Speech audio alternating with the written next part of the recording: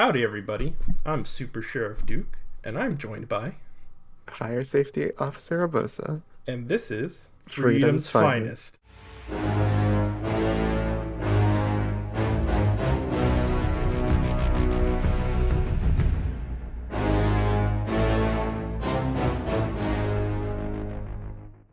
No. Alright. Ba ba ba. Da da da da. Da da da da da. That is the sounds of the caves that we're recording from live on Oshone. That was supposed to be like, You're gonna give them away. Or give us away, dude. The bugs have ears.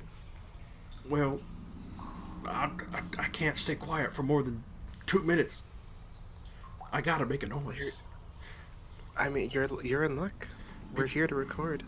You don't have to stay quiet. Oh god, I forgot I set it to automatically record at this time, at specific hour. You know what? I guess we're doing the episode down here. When Super Earth called for us, they said that it was our time to start recording. We don't say no. We say how many episodes. We are diligent. On accident, sometimes. Yes. Yeah. Now, shall we begin the recap? Fire Safety Officer. Let's do that, Super Sheriff. Like I said, we're coming at you from Oshone. We have approximately a certain number of hours to, we've been down in the caves so long. It's hard to tell the flow of time. But I feel if I put my ear to the ground, I think there's about 34 hours left. You know? About 34. That's a very specific number. Yeah. And I have good ears. you can hear the density of the bug footsteps lessen and lessen. Yeah. I'll just wait till you hear the next thing I'm about to figure out with my ears. It's the liberation percentage of the planet. After many weeks of attempting to upgrade the DSS, we have finally brought it over to help us liberate this liberty forsaken planet. Although after emergency maintenance, though. After we'll get to that. Emergency maintenance is for cowards, so I'll get into that later. But I'm very disappointed in our decision making. Well, as of now, though, we are 74.1% complete with the liberation of Oshone. With some quick cave wall math, I'm predicting that we've got about 19 hours and, 36 minutes. Let's throw that on there. Really? Before we completely liberate the planet. And reminder, we have 34 hours left, so we are well on track to completion. That's good. That's good news, Fire Safety Officer. I always keep someone on hand that can do math like that so quickly. It's a good thing we've been assigned together then. I don't have enough fingers to count that high, so it's good. Good to have you. As long as you know which fingers to put on the trigger, we're all okay. Now, what's helped us speed up this liberation is successful Hive Lord Cullen. We were given an objective of killing how many? I think it was like 50,000. I want to say that feels low. Some number. It was 1,000. I didn't hear that number. 1,000 something. It was a lot of them. And we managed. I thought that too many people were cowards and would not be able to face the Hive Lord's wrath, but they have proven me wrong. I'm so proud of our patriots, our troops, for successful whale hunting. I think it was in Super Earth's wisdom, really, to show Helldivers that they have no need to have fear, that the Hive Lords are fallible. Fallible, whatever. Foolable. And they're fools indeed to resist the might of Super Earth and democracy manifest. But Yeah, it was 50,000. 50,000 Fifty was the number. thousand. Okay, I Yeah, was right. I've never been wrong before. that's true. That's true. That's why you're a super sheriff, after all. I have the But authority. yeah, how do you feel about killing hive lords? How do you feel Uh, about the fight? I think a lot of people aren't as ready to take them on as they think. Um, I have been been able to hunt down a few of them, and the one thing that I've noticed is people love to run and deal with it later. When in fact, you should Yeah, deal with it now. At yeah. the moment you it appears, put your put your feet in the ground and just kill it. Because the longer it's around, the more of a problem it's gonna be. I get you. I get what you're saying. I think, especially when you can at least choose to handle the hive lord while you're not handling something else, like in the middle of a mission. That's definitely a tactical advantage you've got there. And while the team is like definitely together, when we all just land, it would probably be a lot easier to, figure out where it's going to be unless we're stretched out across the map and then trying to manage aggro and figuring out, oh, you have the hive lord, we want to kill it now. Let me try to get all the way over to you, but I'm halfway down these caves. And it's going to take me a minute to get there. The moment you get out of these things, like I hear the rumblings of one right now. The moment we leave, we're gonna see it. Mm-hmm. He's gonna be Mm-hmm. there, and I kind of wish we got rid of it ASAP. But I Yeah. decided that we should retreat temporarily. No, advance backwards Yes. to assess the situation. And Yes. we've been in these caves for a while now. Now correct me if I'm wrong though. As a fire safety officer, I would think that as fire, I heard from some genius scientists in this game of war, you could say, there was a discovery that now fire does more damage proportional to the surface area of the creature that's been ignited. You would think a Hive Lord would be really maximizing that effect, right? Because they're like the biggest thing in the game, highest amount of surface area. So if you're able to light them on fire, you can roast them, right? Yeah, big old shish kebab. Yeah. I wish there was some way in the game to concentrate that a bit more. You know, there's the actually, I've never tried the expendable napalm against a Hive Lord, but I don't know, does the napalm fire do enough over time to bring enough damage? I know because like I've seen a lot of other divers, and what I've been taking to is the Emancipator to handle the Hive Lords. Emancipator and a strafing run feels like it's all you need. I have not tried fire at all against them. I've just been using the old classic bring a lot of explosives. Mm. I always bring my trusty recoilless and my trusty mix, my walkers. Hard to miss. Yeah, the But recoilless is great. oh yeah, too too much to pass by sometimes. Mm-hmm. Mm-hmm. Now we managed to kill all the hive lords necessary, but the DSS was phone notification. Oh God, my health pad is making noise. I gotta turn it off so Don't we worry. don't get discovered by the bugs. The DSS was damaged.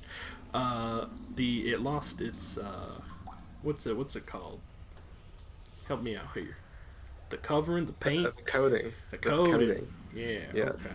I'm only used to putting on coats. I didn't know you could put it on a space station. With enough willpower, anything is possible. All right, good to know. Good to know. I'll remember Mhm. this. Um, Mhm. and we had to choose whether or not to bring it back to Carlia for repairs or stay in the fight like a real patriot. Hmm. Now, what did you vote for? I won't be upset if I hear your answer. You promise? I promise. I'm scared. No, don't be But, afraid. with the trust that I have in a fellow Helldiver, I'll tell you what my vote was. Mm-hmm. So, I'm a little bit familiar with coatings, polymers, Mm-hmm. since, Mm-hmm. fire safety officer, and I Yeah. know that the strategic choice would be to let it make a rearward advance back to Carlia for a fresh coating. Mm-hmm. Yes.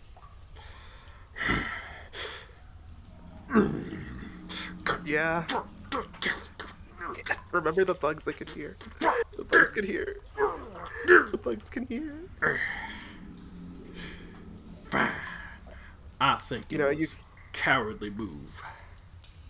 you listeners at home can't see this, of course, but our super sheriff, in a what I can only assume was a display and reminder of Super Earth's might, just crushed a rock with his bare hands in front of me upon hearing the reaction, or excuse me, what my vote was.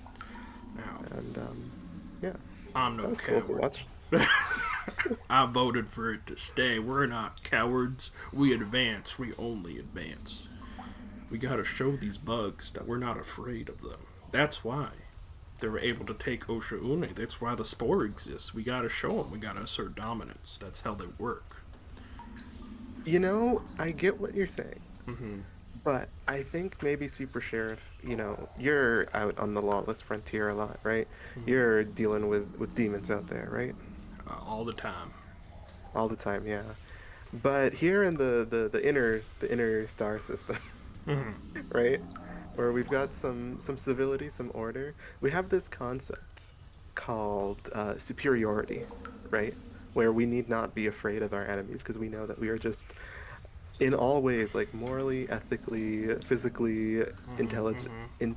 intellectually superior to our enemy. So if we remove the DSS, we know that we don't have anything to be afraid of.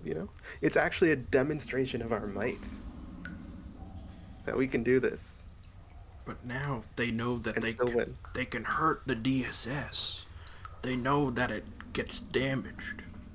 The bugs will remember this. You gotta How remember did the DSS get damaged? these are smart creatures. The spores, they corrupt you. Yeah, yeah. They make you they make you think bad thoughts. But that's why then we want to protect our DSS, right? We know that we don't need the DSS to win. The DSS is here to continue in a what's it called? Display of force, right? That Super Earth can do this, but we don't need it to win. Democracy alone is what we need. The spores are a physical manifestation of anti super Earth thought. It's Mm-hmm. it's physical, and so that's why you have to counter it with even more patriotic diligence, Mm. and that's why it should have stayed. And regardless of what happened to it, they would have known that. Oh, sweet liberty! Oh, geez, they're so strong that no matter how much damage it takes, the DSS is still dropping orbital 380 bombs. As Can the DSS do that? I think so. I thought it had. We've been down in these caves for so long. We're a bit unfamiliar with what our orbital brothers and sisters in arms are able to do, These but we look forward to these reacquainting. these past 20 minutes in the cave have been perilous. Exactly. Exactly. I barely remember what it's like to see sunlight. This is truly the stench of tyranny. You can see how effective it is down here. But how about this, though? Mm-hmm. It took us, I think, a couple months to get the DSS in Mm-hmm. operation, right? Mm-hmm. Between risking its long term, you know, being taken out for a while, and just a little trip over to Carlia, saying hey, and getting a little cute polymer coated back on. It only took us 12 hours for that entire thing to happen. And I do wonder in the future when DSS events like this come up, because if I remember correctly, there was something similar with the Illuminate, right? In an Illuminate campaign. I think so, yeah. Yeah. Do you think Super Earth should be informing the other Helldivers about how long will this maintenance take? No, because we shouldn't take maintenance. Ever? Ever. Ever? Have faith All right. in liberty. Okay. Okay. Well, I like your moxie, Super Sheriff. I'm a firm But believer in that belief in liberty will keep you strong. That's I why agree. that's why I haven't died despite losing most of my limbs and fingers. Well, your body is a testament to liberty's might in all ways. But I think for right now, though, we've got the DSS back. We are trending up in our mission to liberate Oshune. So I think we can take a break. Why don't we do some cutouts? Uh, I think we need to get out of here. Do you hear that? I think I do. I think We I need to do. move. Oh god. Oh my goodness, I should have packed up my flamethrower. Oh no! I accidentally discharged my senator revolver Oh my goodness, from your other remaining limb. has fired the revolver. Oopsie! Oh, they heard us. We gotta go. Don't worry, I can cauterize that as soon as we get out of the cave. Please, it hurts. Don't worry, I never leave home without at least like I think 7 different sources of ignition on my person. That's respectable, though. Let's go. Uh, And that's the end of the segment. how are you doing, Super Uh, Sheriff? Otherwise, I'm okay.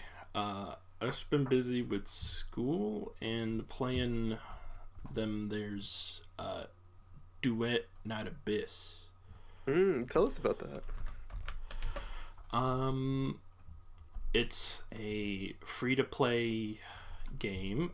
It was originally a gacha game, but then they ungotched itself. So you can Really? earn characters and weapons for free just by playing, and it's still like it's pretty grindy. It's but like there's no stamina system, so you can just kind of play casually, and it's really fun. It plays a lot like Warframe, but it's a little bit simpler. But I played Warframe for like too many hours. I have a very rocky relationship with it, and this makes a lot of improvements on it that I wish Warframe did. But it, So, for one, I don't have to wait 3 days to play a character I earned. oh, is that how it was in Warframe? Yes, so in Warframe, you get the parts for the character. Those take 12 hours to craft. And then, when you have all the parts, and this is like you have to get materials for those parts too. So that includes grinding to get them, get the blueprints, grinding the materials, then waiting for the forge to finish, and then once you have all the parts together, you make the character, which takes 3 days. If you unlock a character in this game, you get them instantly, and the only thing you have to wait for is like weapons, but that's like 2 hours. I'd rather not be there at all to wait for my weapon, but like I can go, oh man, I can't wait to use this thing real soon instead of waiting a day or 3. But I really like Duet Night Abyss. I think a lot of its characters kits are really cool. It's definitely got some growing pains it needs to go through. It's not perfect, I think the balancing's a little weird, but I'm enjoying my time thoroughly. Glad. I'm glad. What type of content do they have for like once you beat the story and everything? What are you getting up to? So I haven't beat the story yet. I beat the first Is there like a act. lot of story? It seems so. I only beat the first act, but I haven't done more story for like a few days. I've just been grinding and leveling my characters and weapons and trying out builds, which I should be doing more of the story because there's a lot of stuff that gets unlocked in it. Oh, okay. Um, but I'm having a lot of fun making builds and getting stuff that modifies the characters and weapons. That's cool. That's really cool. What about you? What have you been up to? Studying. Mm-hmm. More like studying, am I right? Oh.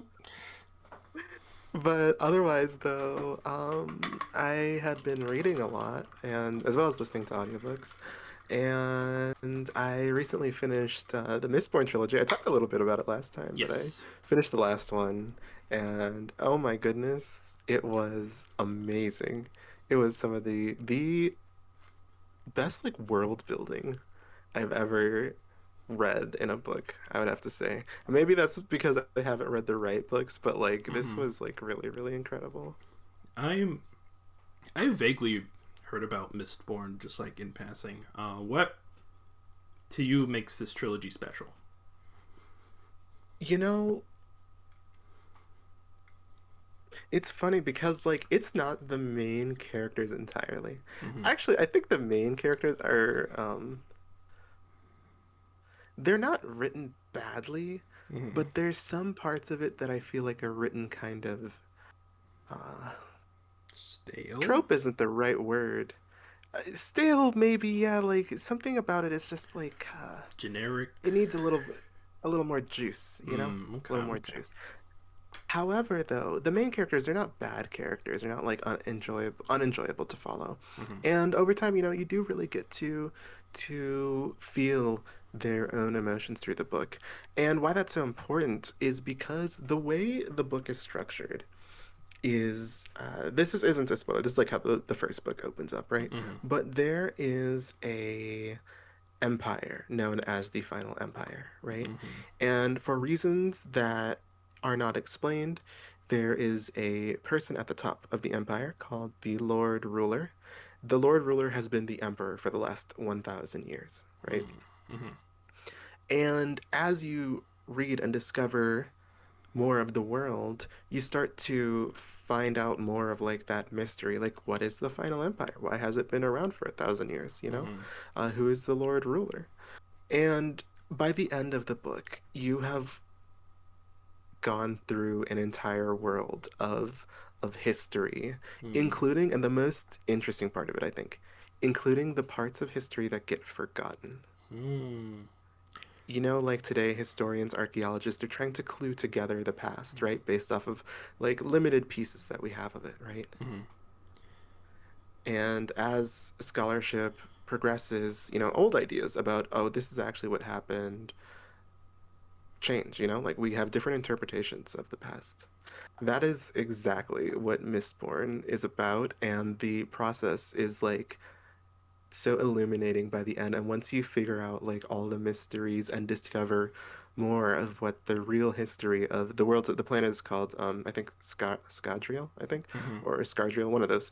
Once you discover the real history though of that planet, it's just like you were watching a myth be written in real time. Mm. It's amazing. That's cool. I Yeah. everything you said about them sounds really cool, and I I write sometimes, and that sounds like something I could take notes from because I do Yeah. want to make like a setting that has a lot of history and a lot of like things that are forgotten, and there's a reason Mm-hmm. they're forgotten.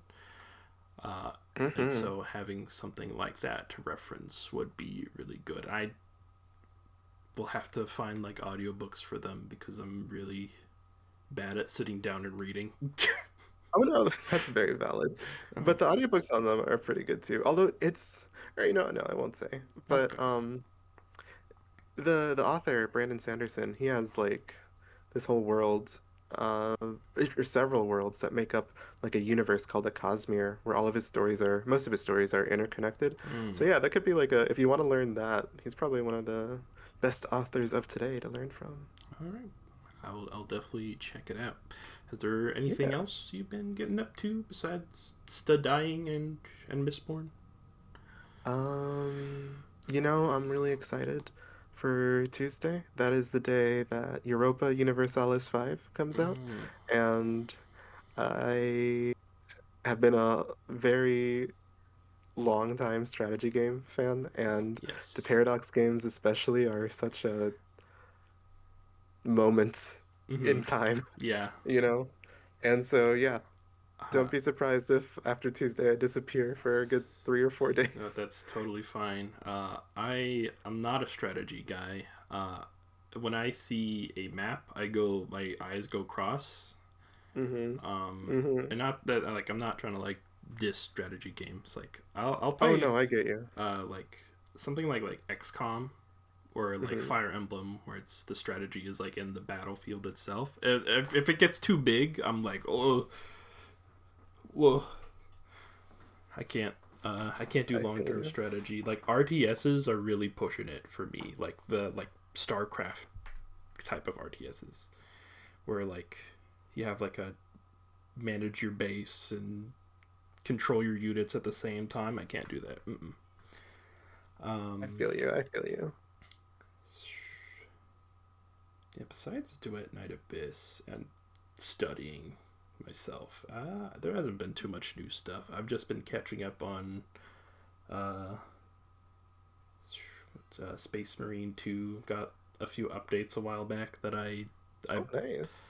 they just added some new weapons. They added like a little hatchet as a weapon.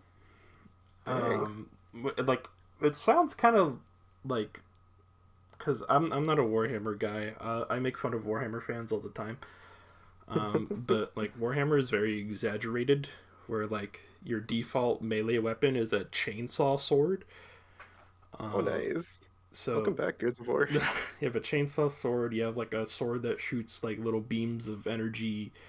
You got like giant knives or like electric hammers. So this like little hatchet sounds kind of overwhelming, but it's like a parry weapon where there's like a parry system in the game, and there's like an exclusive stance to the axe where if you get a parry, you have access to like a huge AOE, uh, and it's been really fun, and it's definitely been a lot more fun to use than some of the other melee weapons. And they've also added like sort of Destiny 2 exotics to the game, Wow. where like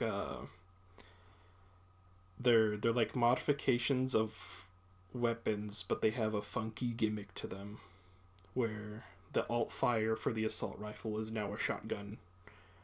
Well, like shotgun, quote unquote. It shoots a wave of heat, but it functions as a shotgun. It's cool, That's pretty cool. but it's just more Space Marine 2, which is already a very fun game. I'm glad. I'm glad. I hear that like a lot of people who are a fan of Helldivers also play that game too. Do you think they play off each other pretty well? They're the power fantasies are very different. Hmm. In Space Marine 2, you are like you're a super soldier. You're big armored going Mm-hmm. and Mm-hmm. like some like you'll fight like a horde of enemies and go, oh hell yeah, let's go. In Mm-hmm. Helldivers 2, it's oh god, it's a horde of enemies. Get to cover Yeah. or run or oh man, we need to set up now. Oh gosh. Um they're very different vibes, and I have different cravings for what I feel like. If I want to fear for my life, I'll play Helldivers. If I want to feel like a big man, I'll play Space Marine 2. Okay. Okay. You're a man with options. Yeah. Yeah. That's Mm-hmm. what we love in life. Well, I'm glad though. I'm glad. And it sounds like both are getting underway in a pretty fun way. Mm-hmm. They announced more updates. There's I'm sorry I've been talking for a while, but the initial No. this initial segment was short, so It's almost like we should get a podcast for this or something. oh wow, that's crazy. Um, there was the first faction in the game was like these like dinosaur bug creature things, and their main thing was like melee combat and sometimes having ranged enemies, and that's where the game excels at, where it's like you're only sometimes do you have to deal with things with guns, because the dinosaurs shoot guns. It's Warhammer. I don't understand fully, but Dinosaurs too. yeah. But the other faction is humanoid, and they use guns, and the game is not feel good when you're fighting them. No. No, and whenever you melee them, they don't react as cool or as viscerally as I think they're called the Terminids. No, that's Helldivers. Oh my god. No, well, the Helldivers is very inspired by them. Yes. Tyranids. There we go. Tyranids, Terminids. It's very subtle. Oh my god. So the Tyranids, they react, and like whenever you do like the finisher kills, they like gush and go, "Oh, it's so cool!" Yeah, but the humanoid enemies, they're metal. They're not robots.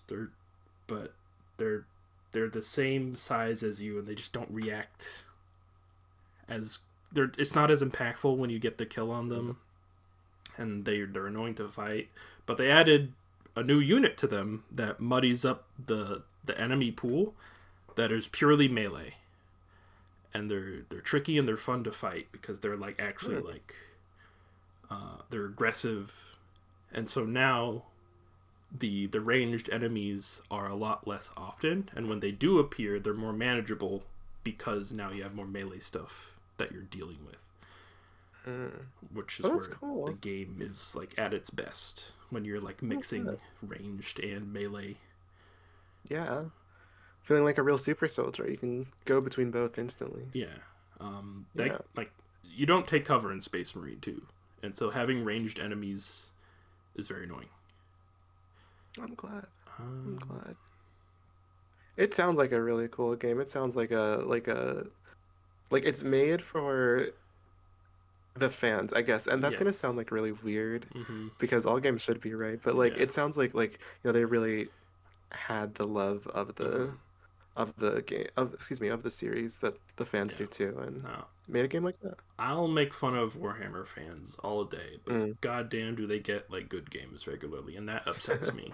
Like it's so easy to pick on a Warhammer fan, and like there's nothing wrong with being a fan of Warhammer, but they're so easy to make fun of. My favorite thing to do is to say to because there's like different factions you can play as in like the board game, and so you have like people are different fans of each faction. There's the Tyranids, there's the robot people that are really cool that the game teased and then never showed, and then there's like these cool futuristic people, and then there's the Space Marines who are like they're bad, but every faction's like a different flavor of bad, except for the future people. And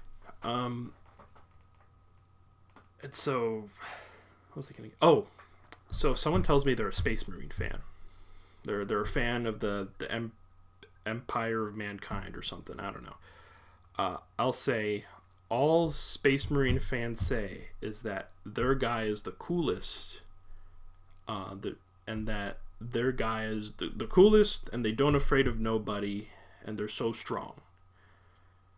Which they proceed to tell me, no, my group of Space Marines aren't like that. They're a different color, and they're big and strong, and they don't afraid of nobody. and then it sounds like there's a lot of competition between the Marines. Well, no, it's just like everyone has their own little like, oh, I like these Marines because they're on motorcycles. I like these ones because they use jetpacks. But they're all different flavors of this guy is big and strong and he's so cool. And if you Yeah. point that out, they'll bring you another example of like, no, no, no, it's not like that. Look at these guys. They're a different flavor that are big and strong and don't afraid of nobody. Or Well, you know, maybe it's the beauty is mhm. that you have so many big and strong guys. Oh, like it's fine. Like I think it's funny. It's like like Transformers, where you're like, I'm a big fan Yeah. of Shockwave, and like, who's Shockwave? He's a cool guy. I'm like, sick. Go for it. Um, but it's just funny when I point it out to them to their face, and then they bring me the same thing I just said. Mm. It happened recently where I literally I said it. I love making fun of Warhammer fans by saying that their guys are the biggest, strongest, and don't afraid of nobody. Which then they Mm. said, yeah, no, a lot of them tend to do that. My favorite bit of lore about Warhammer is that the Empire of Mankind has a ship that is older than the Empire itself, and I just told them, you just did the thing I pointed out, that Yeah. ship is the biggest Yeah. and oldest and is not afraid of nobody. Oh my goodness. it's so funny. But there's nothing wrong with liking Warhammer. I just think it's fun to make fun of people because I'm Well, mean. now you have your place in the community. You are the bold, brilliant heckler Mm-hmm. of the crowd. Mm-hmm. Well, I'm glad though that the game's been getting a lot of good stuff. Yeah, it's a fun game. Yeah. Don't know what the fuck any of the people are saying half the time, but it's fun. They're saying it with their chest. Yeah. That's what matters. Uh, anything else? Nothing. No, All right. nothing really. Then let us Yeah. move on to the patch notes, which I have the link for if it'll let me click word help. Do you want to do the patch notes first, or do you want to do Dust a little Devils? debate first? Yeah. Oh shoot, Oh no, no, our debate. I skipped over debate. Yeah, let's do Are you debate. feeling scared? Are you feeling scared? No, I scrolled past it. It became a part of the cool new things that we're doing segment. Uh-huh. Okay. Uh-huh. Sure. I think our dear audience can tell Mm-hmm. which side. You know, if their own representative doesn't really believe in it, you know, if their own representative isn't ready or excited to go to the bat for their side, you know, it says a lot. It says a lot. Okay, now, all right. Let me explain. The democratic debate is where we debate a topic that is so heated and so controversial, unless we both agree on it, and then one of us has to volunteer to Mm-hmm. be devil's advocate. Mm-hmm. Now, we don't have a big audience. I think our first episode had like 14 views. That's fine. But in the future, if you are listening to this and you want our input on something, you email mailfreedomsfinest@gmail.com, and we will consider it as something to debate about. So like, you could be like, why should the starter pistol be nerfed? And we'll go, well, it's because it's the best weapon in the game and it kills everything instantly, and it's just that strong. But otherwise, until then, we will be debating topics that we are thinking about, like We're today's. passionate about. So passionate. Yes. Mm-hmm. So passionate. Although, okay, I do think the topic, like, the more I thought about it, it is more interesting Mm-hmm. than it seems at first, I Oh think. yeah. It took us a while to find something that we both didn't agree on already. Yeah. Which is weird, because if you get Yes. us in a normal conversation, We're we'll find 50 things yes. immediately that we have to say. So let's begin. Would you mind introducing the topic today? Sure, sure. So today's topic, you know, we want to take a moment to enjoy the warmth as winter is now in its swing. Mm-hmm. And we want to think about heat. Heat Mm-hmm. in Helldivers. Yep. We want to have a conversation on heat sinks. Yes. I love them. I like the idea. Mm-hmm. I think that they're not there yet, though. I think. So, Oh, right. okay. I've Damn. almost started debating already because I'm like, See? Grr. Uh, For today, we are talking about heat sinks. Do they bring heat the heat? sinks. On my side, I think it's too cold in here. Uh-huh. As in, you don't think that they're as good as they should be, right? No, they're really. I like I said, I like the idea of them, but I Mm-hmm. think they need some more idea in them. You know? Okay. I think they're way better than people give them credit for. I think you should enjoy the warmth that they have now, because I do think they bring the heat. I think they bring it very strongly. Um, Mm. I Why don't you tell believe us about that then? I believe that people are not understanding their intended use cases. Oh Uh, yeah. so I want to start with the scythe? That's the starter one. That's just like a straight laser We don't get a starter one. Do you mean the first one you unlock in in the uh first war bond. yeah. In the something Helldivers Unite, whatever. Yeah. Um, that is a sniper rifle. That is not an assault rifle. Mm-hmm. Uh, Against the bots, you can use that at super far ranges and be able to like it has no recoil. It is just a straight laser pointer, and you can just Mm-hmm. pop heads by just hovering over them. No recoil, nothing. Um, and that to me is super strong. It's a super good ranged weapon. Like using like a hover or jetpack to get to a high place and just going to the next target Mm-hmm. and exploding him. Really, really good because you don't have to worry about ammo. Um, and that to me is what makes them really strong. Uh, the sickle is more of like a SMG because its firing pattern isn't as predictable as an assault rifle. Uh, but the fact that you have infinite ammo, it's light armor penetrating, it's got super good control or ergonomics. You can kind of use it in any situation, close range, and you're good. My only problem with it is it doesn't have a lot of customizability. You can only change the scope for now, while the scythe has like a whole bunch of stuff. Like it has different heat sinks, which is super cool. Yeah, they did put a lot more love into the site, for Mm-hmm. sure. I think it would be, now that like weapon customization is a thing now, right? Mm-hmm. It's kind of hard to judge some of the newer weapons because we don't know, could they one day get attachments, Mm. There's some weapons that if they just had like maybe a different scope or a larger magazine or like for example in the Eruptor's case, it had just a little bit better handling, it already dominates, but like dominate even more. Mm-hmm. And I think they did give a lot of that love to the scythe, but the sickle, for some reason, didn't get a lot of that attention. Yeah, I'm wondering if they will at some point because Mhm.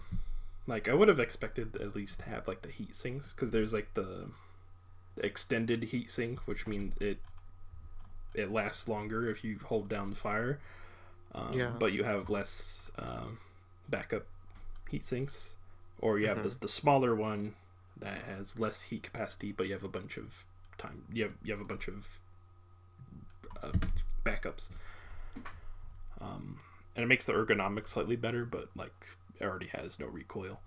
Um, Hmm. so I hope they do that to the sickle as well as the double edged sickle, because I think it would be an interesting dynamic to have an even shorter activation period of you combusting with the double edge, um, or like a longer, more forgiving firing range. But I think their use case is really strong if you know how to take advantage of the positives that they bring. It's just a lot of people they like quick and easy solutions. That's my opinion. Why do you think they're weak? So, you mentioned quick and easy solutions, right? Mm-hmm.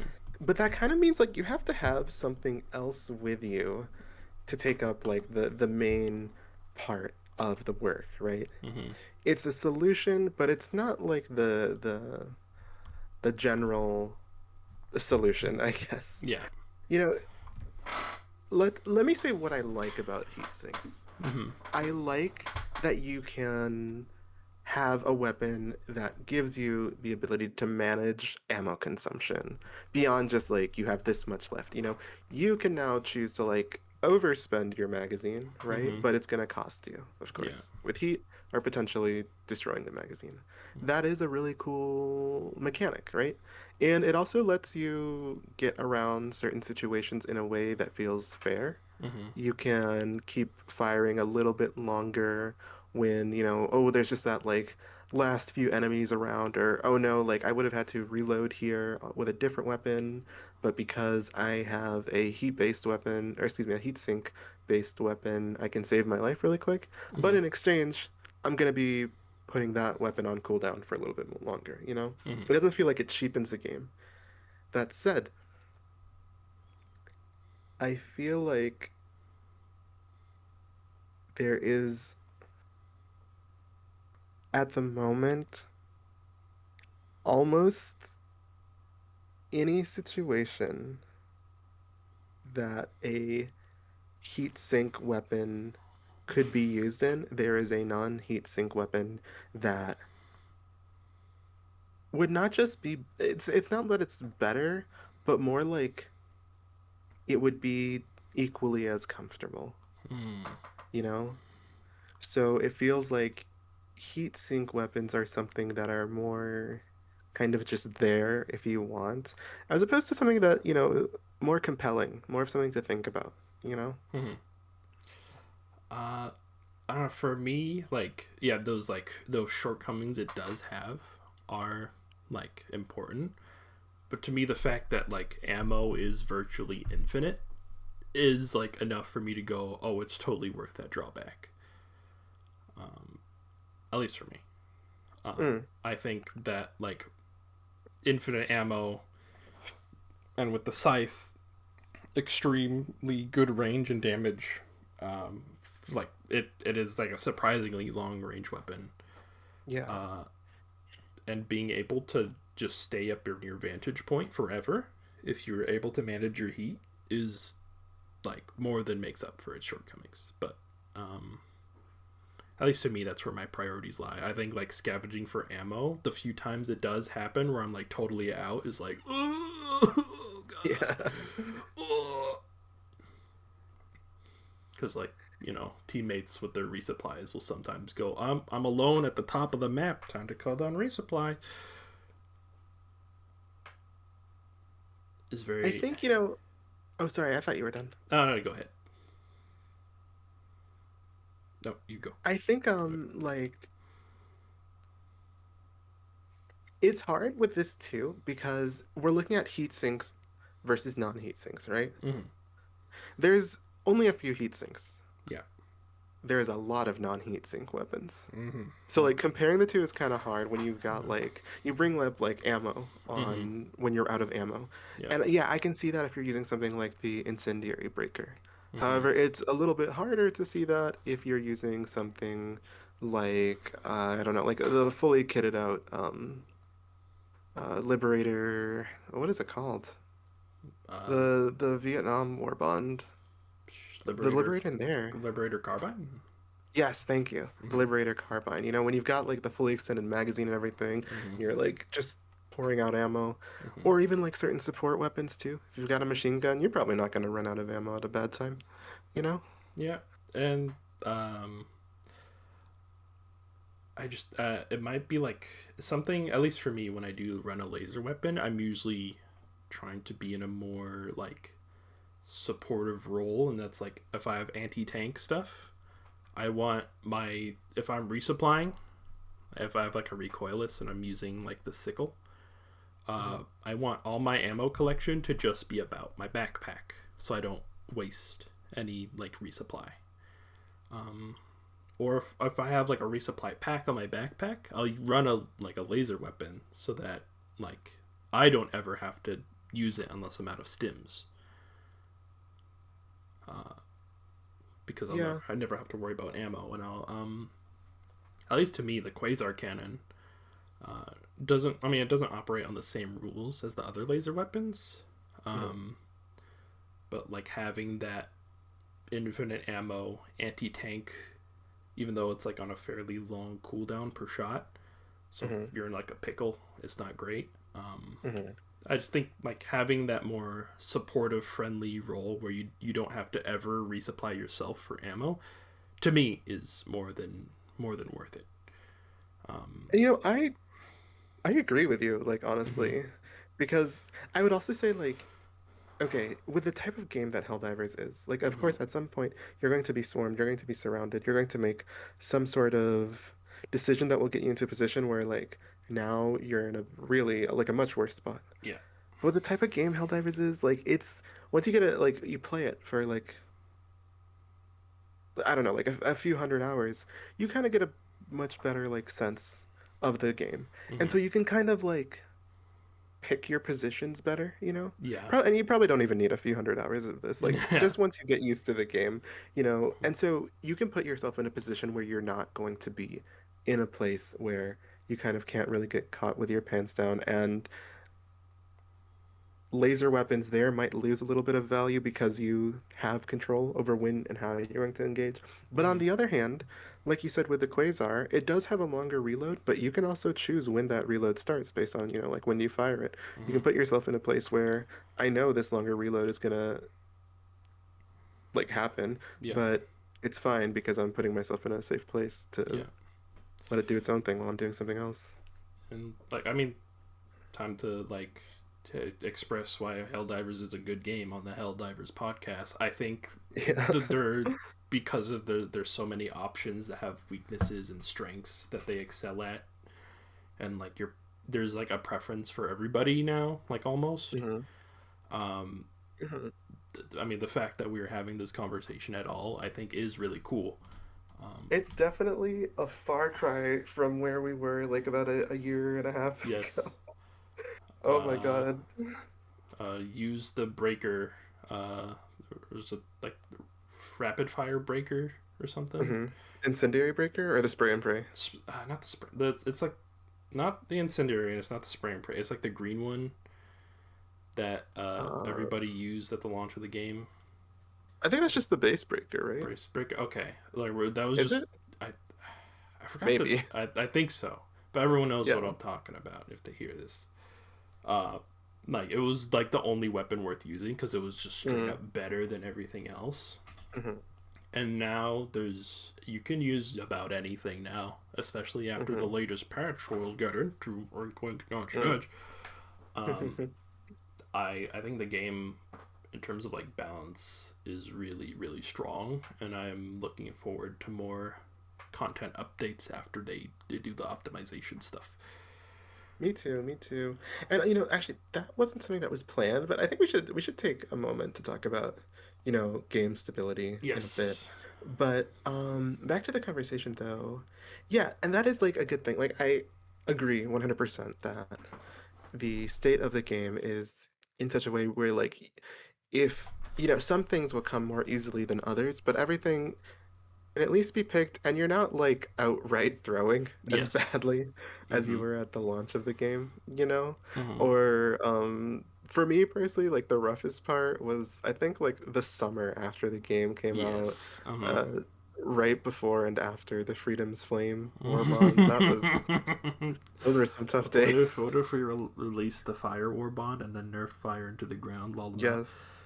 Uh, And then what if there was like basically like two loadouts in the game you could yeah. use, and Uh, that's it.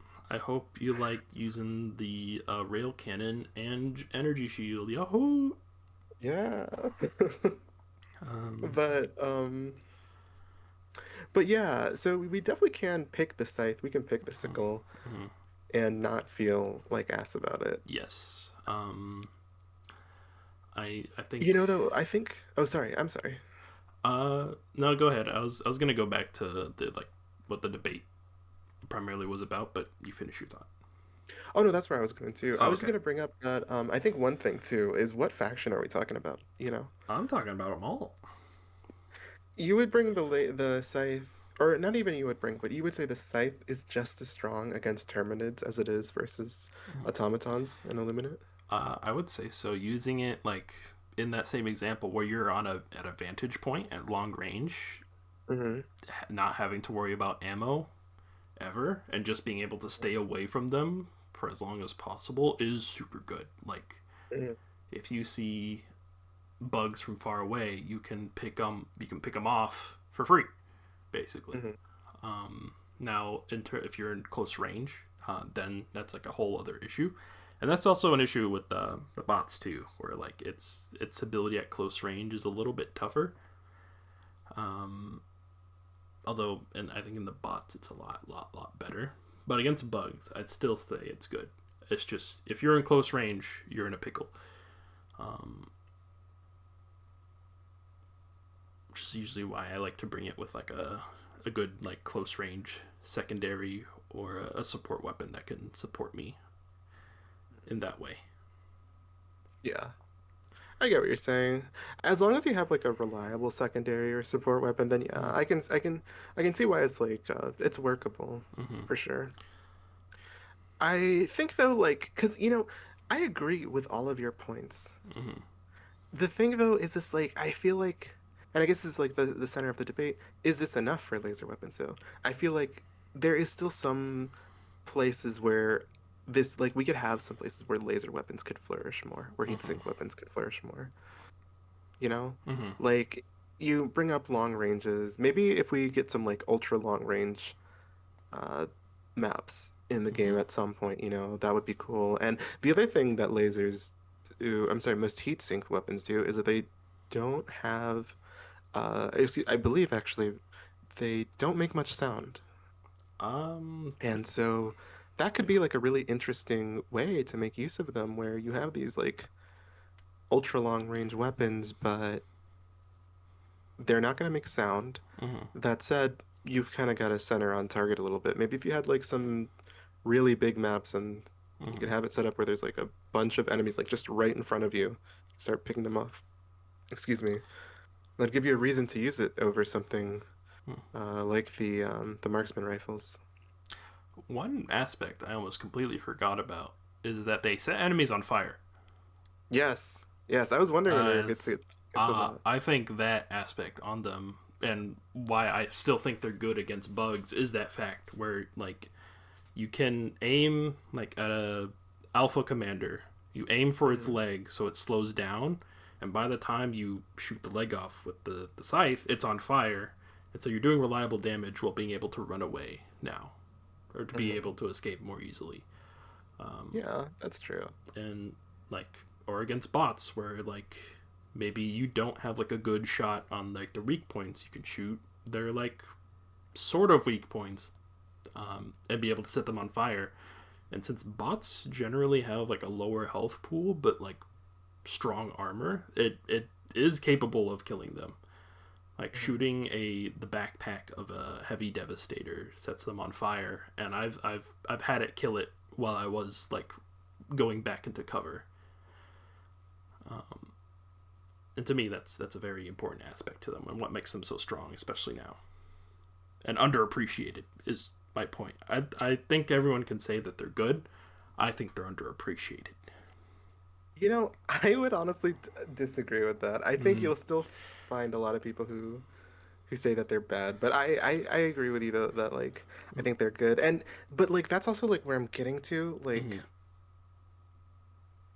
because I think the popular sentiment is still that they are not the best. Mm-hmm. That is a reason why they deserve more um attention.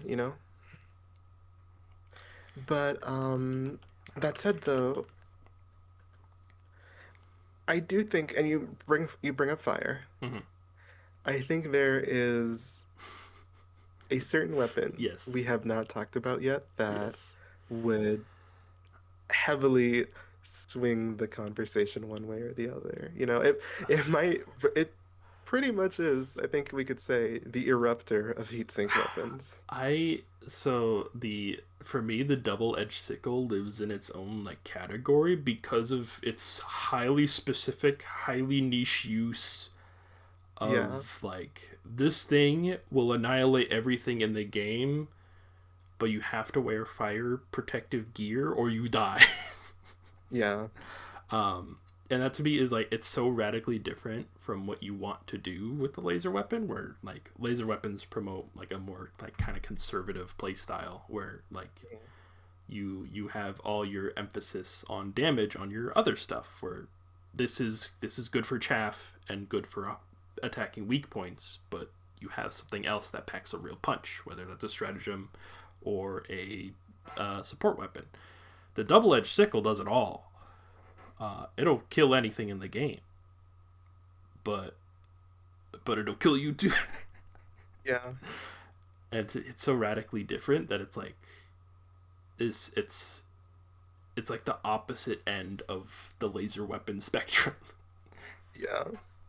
And I think it's super good if you're able to use fire protective gear.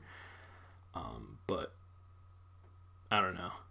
I like that it exists. I think it's very funny, but to me, it's its own little like category.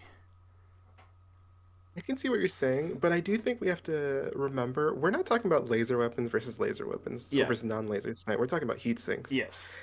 And in principle, a heat sink weapon is you have this thing that will let you do it forever in exchange of something else.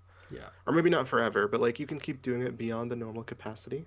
You can keep firing your laser beyond the normal magazine capacity, but you get punished with a heat mechanic and you might break the weapon Yeah. if you fire for too long. The double-edged sickle is the same. You can fire it way, way, way further beyond the normal capacity, but you might break yourself Yeah. instead. You know? Mm-hmm. So I think it's fair. I think it's a fair point to include in this. Yeah. Mm-hmm. Oh yeah. No. I'm not saying like it's not a heat sink weapon, but Yeah. like its play style is so radically different from the other laser weapons that to me it's like the weird sibling, you know.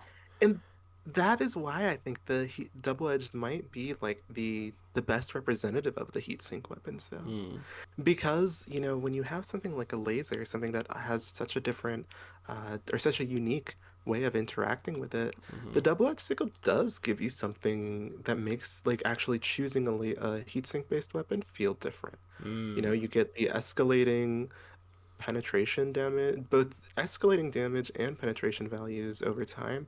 And you also, of course, hurt yourself, but there is ways to mitigate that with like inflammable armor or heavy armor and vitality booster. Although this is just a friendly reminder to the fleet, you should always have vitality booster with you. Please Yes, don't please. deploy Oh my without one god. person having a vitality booster. But so yeah, like the double-edged, maybe not every heatsink weapon needs to be as powerful as like infinite fire, continue escalating penetration Yeah. value, but that is something flashy. That is something that gets attention. That is Mm. something that I feel like makes a heatsink worth considering. I do think it would be cool that if like the further like the higher that the heat of the weapon is in, the more damage it would do before it breaks the heatsink. Like even like a slightly little bit, not to like the level of the double-edged sickle, but more just like instead of the base damage for the sickle is 75 per shot. What if like instead like right when it's about to break, it's like 100 damage or something? Mhm. Just something small. I think that would be cool. Um, Yeah. but I what makes lasers I think better than people appreciate is the fact that they're so reliable. Like they're they're safe. You know, like you don't ever have to worry about ammo, and that's what makes them strong. And like even the double edged sickle, I will happily reload like pretty frequently because like I don't feel like exploding myself right now. I just want to kill Uh, these enemies. So I'll reload in the middle of combat because it's not a very long reload. Wait, the double-edged sickle? Yeah, because it takes time for it to cool down when you're not on an ice planet. Mm. So I'm like, okay, I need this weapon, but I don't want to use my health right now. Mm-hmm. I'm going to reload at like middle of the heat level, Mm-hmm. which I think is a weird way to use it for a lot of people. But to me, that's what helps me use it as like a everything, like destroy everything Oh yeah, for sure. weapon, where like I I can use mean, it in such a yeah, I way. agree. I think, like when you see like a heat weapon and oh, you can fire forever, that makes you kind of want to like not or you makes you want to conserve as much magazines as possible because I want to do the thing. I want to fire forever, but Yeah, like no, you've got those magazines. If you don't use yeah, them, they're just doing nothing, you yeah. know? And to me, that's what makes the double-edged sickle really fun. Is that like reloading is like a mechanic you can interact with, um, Mm-hmm. compared to like the other heat weapons, where like if you're reloading, you either broke it on accident or like what are you doing? Yeah, yeah, for sure. um, should we? So where are we ending though? Where are we ending? Um, I'm ending Heatsink on weapons. heatsink underappreciated, and if you don't like them, then you're bad at the game. That's my opinion. Okay. Yep. I think I do agree. Heatsink weapons are very underappreciated. Mm-hmm. However, I think Arrowhead could help a little bit Mm. and carve out a little bit more of a place on the podium for them. Okay. Just a tiny bit. Still, I mean, I'll take it. I think they're fine as is, but I mean, for them to give me a buff for them, yeah, Yeah. yeah, sure. Yeah. I mean, Everybody wins. I love the Talon. Everyone loves the Talon. It's true. We didn't bring it up True. that much, but like it's a very You're reliable right. weapon. Yeah.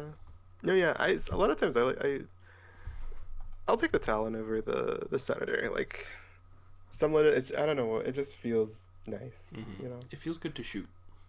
Yeah.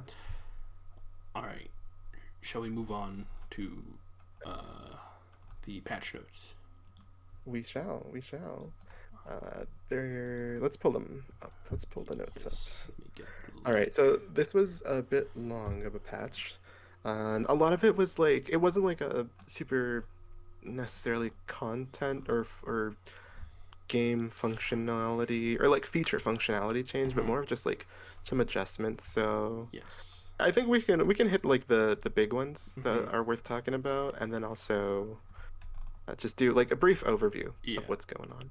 Yeah. Um. Here. I'll bring up the first one that I know you'll love, and I think you might have Okay. missed. Uh, Okay. the resupply rack. So when you call down a resupply, Yes. the resupply rack is not Yes. climbable anymore. Yes. I do love Yahoo! that. I do love it. I'm so happy. So for our our excuse me, for our listeners, whenever I would call down a resupply, I am the type of player who will immediately break it. Mm-hmm. Even if you have like one of the boosters on it. I'm sorry, Yeah. but I don't care. I can't. I've died one too many times from trying to collect a resupply while I'm running away from a bunch of enemies. Mm-hmm. I accidentally mantle the resupply, and that gives them just enough time to catch up, and I'm dead. Yep. And I just cannot deal with that anymore. Uh, I always make fun of urbosa for that because you can change the mantle like input in the settings. So I have it on Hmm. double tap press. Hmm. So if I want a mantle, it's something intentional. Um, but it was really funny where like even if we didn't have like the booster that puts like a gun on top of the resupply, people would get weirdly upset that she shot the resupply rack. Yeah, Like I can get it because it's like I just broke your thing for seemingly no reason, but there's no like it's like on you can still pick it up. It's just like yeah, people would get upset that she would dare shoot it, um, yeah. which is very funny to me. Um, okay, let's look at Punisher Plasma is very different. I haven't been able to try it yet. I tried it very briefly. Oh, actually, hold on. Before we jump down there though, uh, why don't we go over some of the general changes that they mentioned at the top first, oh, really okay. quick, Yes, yes. All right. just to set the stage. Yep, yep. So, in general though, we've got our first big bullet at the top is primary, sidearms, throwables, and stratagems. The biggest thing that is touching each one of these is that they have made improvements to the overall effectiveness of each one of them. Mm-hmm. So, that's basically everything in the game, though primary, sidearms, throwables, and stratagems. Mm-hmm. And yeah, because they are trying to, in this patch, touch the majority of weapons that are probably weapons that you haven't chosen in a long while, you Yeah, know? And that does account, like, from a strict, like, quantitative count. That is the majority of the weapons in the game, yeah. you know? And so that's what this patch is focused on. They also went a little bit into distinguishing light versus medium penetrating weapons. Mm-hmm. The big thing there is that, so, or maybe we should explain this for our listeners, just in case, if anybody's not aware. Mm-hmm. The game has different penetration values, right? We Yeah, have light, medium, heavy, tank, and then various levels of tank. yeah. In order to do damage to a target, your the penetration value of the source of the damage has to be equal to the armor's like the armor value. Yeah. So for example, if you have a light penetration weapon, it can do damage to light armor. If the target is wearing medium armor, then it will be immune to that damage, Mm-hmm. right? Yep. So except the story is a little bit more complicated than that. Mm-hmm. Oh, and of course, if you have like a medium weapon, it can do damage to medium and everything below it. So like Yeah. medium and light. But anyways, That's the story is a little bit more complicated than that. Oh, I'm sorry. but like that's just like the main gist of how it Yes. works. Yes. Although for this change though, we do need to get a little bit more specific because what you need to know is you can do damage to something that is equal to your penetration value, Mm-hmm. but you will not do the full damage to it. Yes. Helldivers has this thing called durable damage, right? Mm-hmm. And durable damage is what happens when. Oh no, no, no, wait, no. I'm sorry. Durability is something else. Uh, what you know? Or I'm sorry. Yeah, when you meet a target's armor, Mm-hmm. you have a certain number, or a certain percentage of your damage that you can do. If you, or previously in the past, I believe. Actually, does it say in the patch notes what it was changed from and to? Uh, Maybe. yes, it does. Um, Where is that? and like if you look at the weapon like changes, you'll see durable damage increase from 75 to 90 or something. Oh, okay, then yeah, I don't know what I was thinking of then when I said it was something else. But so yeah, previously in the game in Helldivers, I believe there was a you would generally do like I want to say like if you met a target's armor value, you would do 65%, I think, of the damage that your weapon can do. Mm-hmm. So, for example, if your target has 100 health and you fire a gun that has 100 damage, if you hit the target, right, with your 100 damage bullet, you would do 65% of that damage, and then you would also take another factor called durable damage, which is the remaining damage that you can do to a target that meets your armor penetration. The whole point of the system is Yeah. you want to always, as much as you can, be above the armor value. Yes. Yes, because if you do have certain punishments if you are not. If And you do less damage, even if it's the matching armor uh, rating, right? yeah, yeah, yeah. uh, It was definitely a part of what I think made the whole medium versus light conversations in the community a little bit contentious yeah. because it's kind of hard to understand too. If you're just looking at the damage values in game, Mm-hmm. you read like, oh, the Liberator does like whatever damage. Why is it not killing that thing Yeah. then? If it's doing enough damage. You'll know you're doing durable damage if the hit marker is white. Um, Hmm. Red is the like you're hitting below your armor piercing grade or a kill.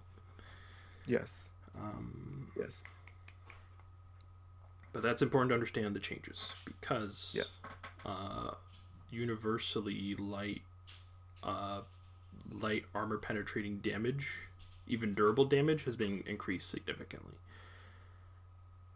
Wait, actually, I realize what we're saying. Uh, Hold on, hold on. oh, Durable damage does have a part to do with this, uh, but durable damage is a different calculation. okay. The durability is what it's based off a specific enemy part. So there's the armor Mm, level, and then there's the enemy part. Different parts have its own like durability assigned to it, which is an additional calculation on top of this, yeah. where, even if you do meet the armor penetration, and once you get the actual damage you can do subtracted, there is a whole nother Mm-hmm. multiplier that determines how much damage can you do based off of how hard this piece of armor is. But So that's it's not just how much the armor is, it's not just like how much your weapon can penetrate, it's also this whole other system yeah. that is only based off the enemies. And so, but you can get a general sense The that there is a lot that goes into the yes, damage calculations, and altogether it just nerfs your damage most of the yes. time. The only thing you Yeah. need to know is that if you're hitting your armor piercing like level, you do less damage, even though, Mhm. but you still are doing damage. It's just considerably Yes. less, which Yes. is why Yes. light ammo or light armor penetrating weapons have their damage, durable damage, increased significantly as a base for the calculation. Um, so I think like pretty universally like they're ups by 5. No, no, that's okay. That's baloney. Ignore what I just said. Case by case, but their overall their damage has been increased so that you can kill things faster that are light Mhm. armor. For sure. For Um, sure. There is a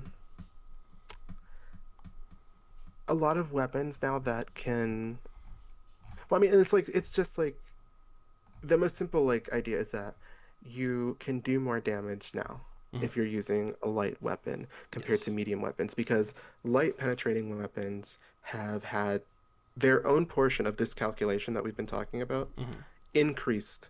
How much of their Yes. damage can get through the armor Yep. has been raised. I think, and no, I think the 5% thing you were thinking about was the changes to the Helldiver's armor, Uh, but not the weapons. yep. Yep. Yeah. But yeah. Should we So discuss the highlights of the patch now? let's do it. Okay. Punisher Plasma is the shotgun. Not really a shotgun. It shoots a little orb of plasma. Uh, Now it only does AOE damage. Mm, It The projectile itself doesn't do damage anymore. mm-hmm. Um, I've tried it. It doesn't feel all that different. It's just things around it die more, but things hardly died from it. In like, if you're like shooting at like chaff, Yeah. they're gonna Mm-hmm. die anyway. Um, but now it's a little bit more reliable in that aspect. Um, Yeah. it got so the direct hit was 100 damage and the explosive was 150. Now they put it all together with a slight damage nerf. So instead of like a total of 250 on a direct hit, it's now 225 spread around in a circle. So Yes. arguably it's better. Um, Yes. It's also important to remember too that certain weapons in Helldivers, so the velocity is what is tied to the bullet damage. mhm, And and this is true in reality, mhm. but it's kind of frustrating in a video game. But as soon as your bullet leaves the barrel, it will automatically start. Actually, as soon as the explosion happens Mhm. in the gun, it will start to slow down. Yes. You are at the peak of force when the moment the explosion happens is the greatest amount of force. As soon Mhm. as time passes from then, you are always like reducing velocity, at least a little, Yeah. right? Or Mhm. excuse me, reducing acceleration. in Helldivers, this is important because as soon as your bullet leaves the barrel, it starts doing less damage. Like Yes. literally, Mm-hmm. as soon as it leaves the barrel. Yes. And so there are some weapons that on paper should be able to kill a certain enemy in one shot, for example, but it doesn't Yeah. because it's lost just enough velocity where it doesn't have the damage anymore. So Good. this change, turning it into a circle, helps a lot with that problem. Mm-hmm. I use it. It feels good. It you can feel the change, but it's like the weapon I think was already in like a pretty solid state if you knew how to use it well. Mm, Like if you paired it with the hover pack, it felt great. Um, hmm hmm Now it's better. It's good. It's an interesting change hmm that I think is for the best. Yeah, yeah, I Um, agree. I think, the weapon had its like niche. Like once you get used to the firing pattern, mm-hmm, I see that, you could do a lot of like cool stuff with it, with like really being accurate with mm-hmm. the arc. And because of that, you could get some pretty good AoE damage and just like really soften up targets. But they're leaning into that now more with the Yes, change. Yeah. it's a grenade launcher basically. Yeah. Um, It's interesting too for like shotgun lovers out there. It is a shotgun that is not what's it called? Like you don't put in one shell at a time. You put in a whole battery. I feel like it's So not it's another even interesting thing. like it's not even a shotgun. It's a lie. No, no, it's a grenade launcher in a shotgun's body. Yeah. Yeah. Okay. Let's see. Assault rifles got Oh, universally. and Oh. before I just want to say really quick, the plasma also gets another indirect buff this patch by being a part of the light armor changes because the AoE, the Mhm. outer radius of the explosion does light armor. And Yes. yeah. So all buffs for the plasma. All Buffs. buffs. Assault rifles got like a universal damage buff. hmm Um, except for the tenderizer, but that was already like that, or it still does the most damage out of the assault rifles. But now it just the durable damage is better. It was already really good, so they didn't touch it too much. Um, hmm Now the SMGs I adore right now. Oh yeah. Um, SMGs are cooking. yes. So now they do more damage. Like the basic defender SMG does more damage than the assault rifle, which it used to not. However, its damage fall off like scalar is a lot bigger. Um, this thing is so I have never used this weapon, and I thought that was really funny until this update, uh, because it did the same damage as the Liberator, had less range, um, and the differences didn't matter too much. The scope was worse too. Um, and but the attachment upgrade update, I had never touched it. I was at level 0 until this patch on it, and I you know me, I use like everything, Yeah, or at least try to. for sure. Yeah. Um, but I used it recently, and oh, there's a cat meowing outside my door. Um, I think she has some things to she say. can you hear her? I don't know if it's Yeah, being picked yeah. up. Oh, okay. Um, she says that SMGs are still bad. Um, but I used it against the bugs and the bots. The bots, it's like it's an SMG, but it's more in its niche, so it's a close range weapon. And it's okay. Close range weapons against bots just, aren't as important, but against the bugs though, it's super good. Um, like I think it's the SMG 37 Defender is one of the best options you can take against the bugs right now. And I've been taking it on Osha Une, and it has a flashlight, so you can use it in the caves. Really good, super good, Mhm, mhm. very reliable. Can delimb a commander pretty reliably. And this SMG like slight rework is universal, so every SMG is now more damage, but the fall off damage scalar is bigger. Yeah, yeah. It's nice with being able to have something like snappy, like SMGs, Mm-hmm. They really do feel like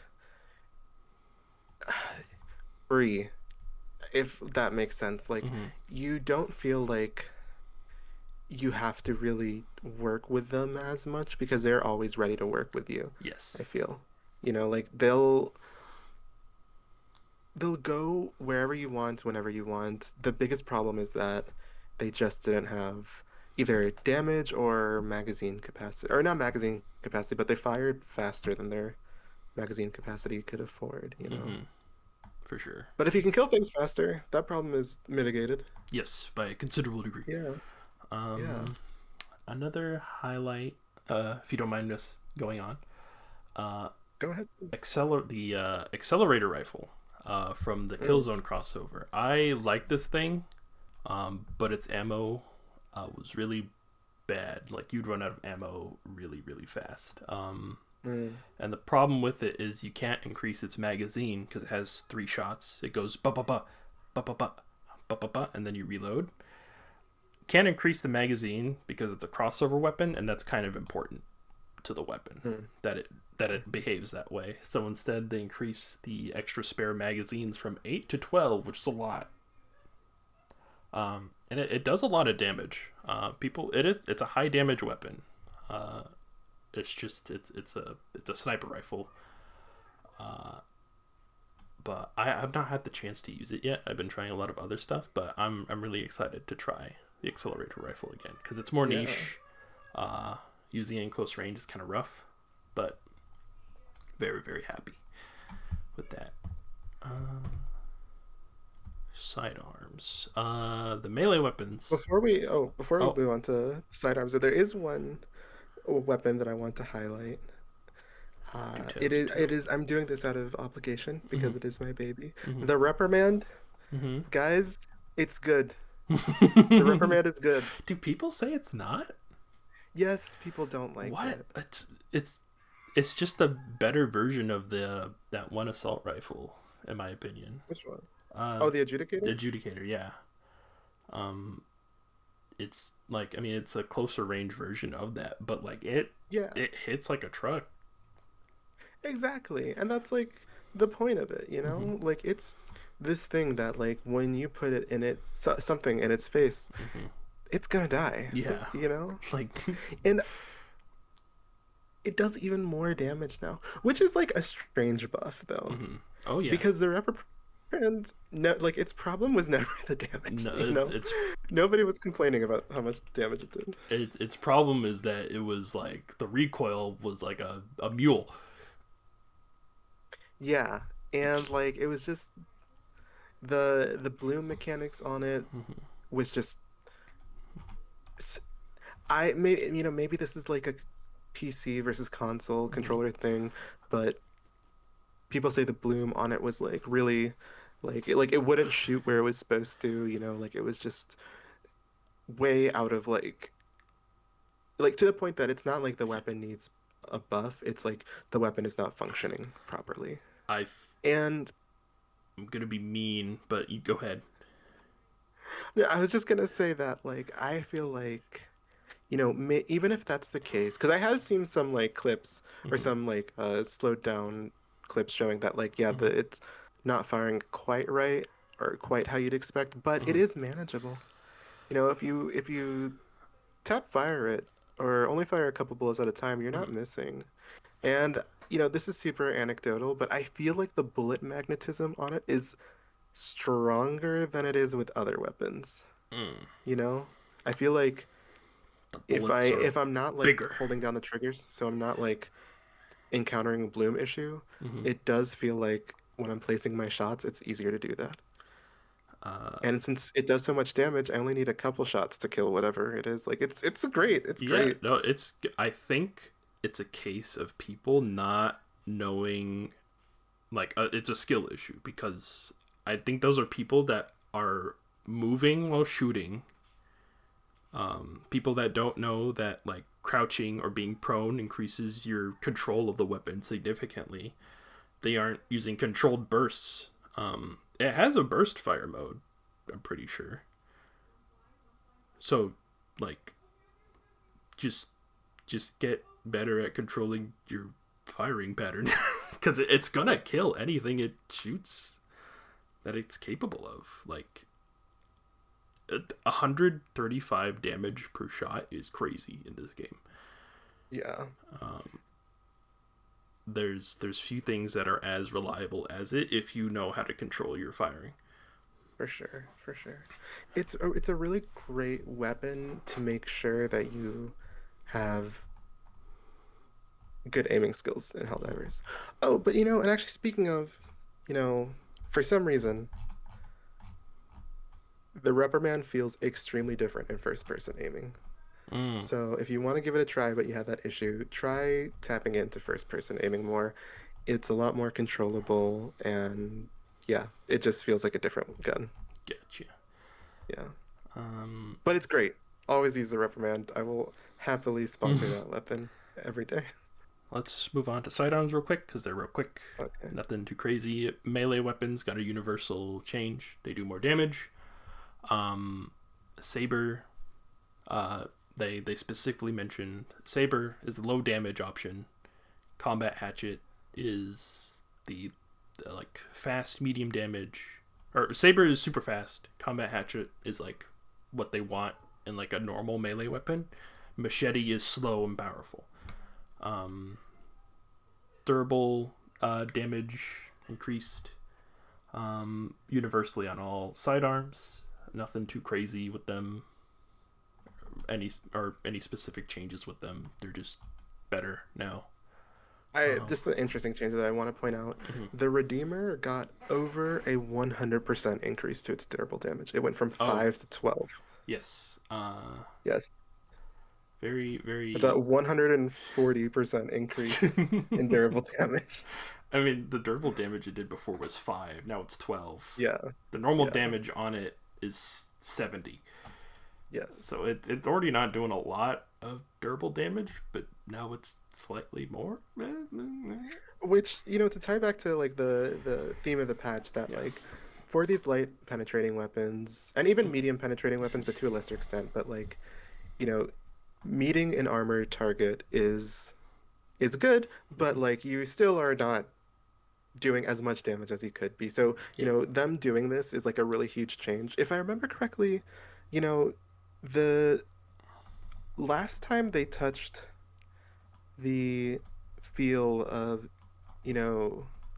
medium versus light penetrating weapons in terms of, or not how they compete against each other, but when they meet an armor value, was back in the 60-day patch, right? Oh, I think so. Yeah. Yeah. So it's good that they wanna take, or they at least want to keep this in mind. Yeah. Yeah. It's good change overall. The durable. For sure. For sure. Now, there's 3 throwables that are worth mentioning. Universally, I think the lighter grenades got a inventory increase. Like the frag grenade, you have 6 now. Smoke, you have 5. But the 3 ones that are most important are dynamite, pineapple, and seeker. Let's start with my favorite, dynamite. This thing is super good now. I don't see enough people using it. Damage increase from 700 to 1000. The least important part, because now its armor penetration is heavy instead of medium. Yes. Its demolition strength is now 40 from 30. And the only nerf it got, quote unquote, is that it has 3 uses instead of 4. But now every dynamite, it feels like you're throwing dynamite. You can destroy bot factories by throwing it near it, not inside, near it. Yeah, that's crazy. Same with bug nests or the Bile Titan nests. So I've been able to kill 2 bot factories with 1 dynamite. That's crazy, dude. Super good. Or if you can, so it has programmable like detonation times. Although I don't really know why you would set it for a minute. But if you're able to get good at counting in your head, if there's a Hulk chasing you, if you hold the dynamite until the last second and throw it so it explodes directly behind the Hulk, it's dead. It's very satisfying to do. That's crazy, dude. That's so Mm-hmm. cool. In my opinion, this is leagues better than the thermite grenade now. But maybe that's just me being excited because I like dynamite. No, no, but it is a really cool tool. Like Mm-hmm. it is like, and especially like where you have to actually like plan out its use. Mm-hmm. Its fuse It should have is that reward. it's baseline 5 seconds, so it's a lot longer than other grenades. So you have to be Yeah. careful. Do you have any input, or should we move on to the pineapple, which is the pineapple? You know, I haven't really used the dynamite a ton. Like Mm-hmm. but that's it's not because I don't like it. I consider myself a dynamite fan, Mm-hmm. but I don't use it too Yeah. often. But I'm really happy to see what it can do now, and I'm happy that you're happy. They need to give me the ability to shoot it to explode it early. But otherwise, this is a very good change. Yeah. I want to be like a cowboy throwing it and then shooting it in midair and it exploding. I'd feel so cool. But one step at a time. Yeah. G7 pineapple was kind of bad, which is weird for Dust Devils because everything else is pretty good. Now universal damage increase. It is. It just does more damage, and it has a wider area of like more damage. I've used it once before and after the patch, and I'm still whelmed. It's okay. Um, it's just like a different flavor of grenade. It is capable of doing precision hits, like with the shrapnel. Like if it hits the face of a robot, it's dead. But I'd just rather use a stronger explosive, personally. The changes to it, I think, Yeah. it's really weird. Like I get why it exists. It's a shrapnel grenade, but it's just a different flavor, I guess. The more I interesting feel one. like Oh no, go ahead. it's oh no, that's okay. I was gonna say I feel like yeah, just from a conceptual perspective, I think it needs another look, you Mm-hmm. know?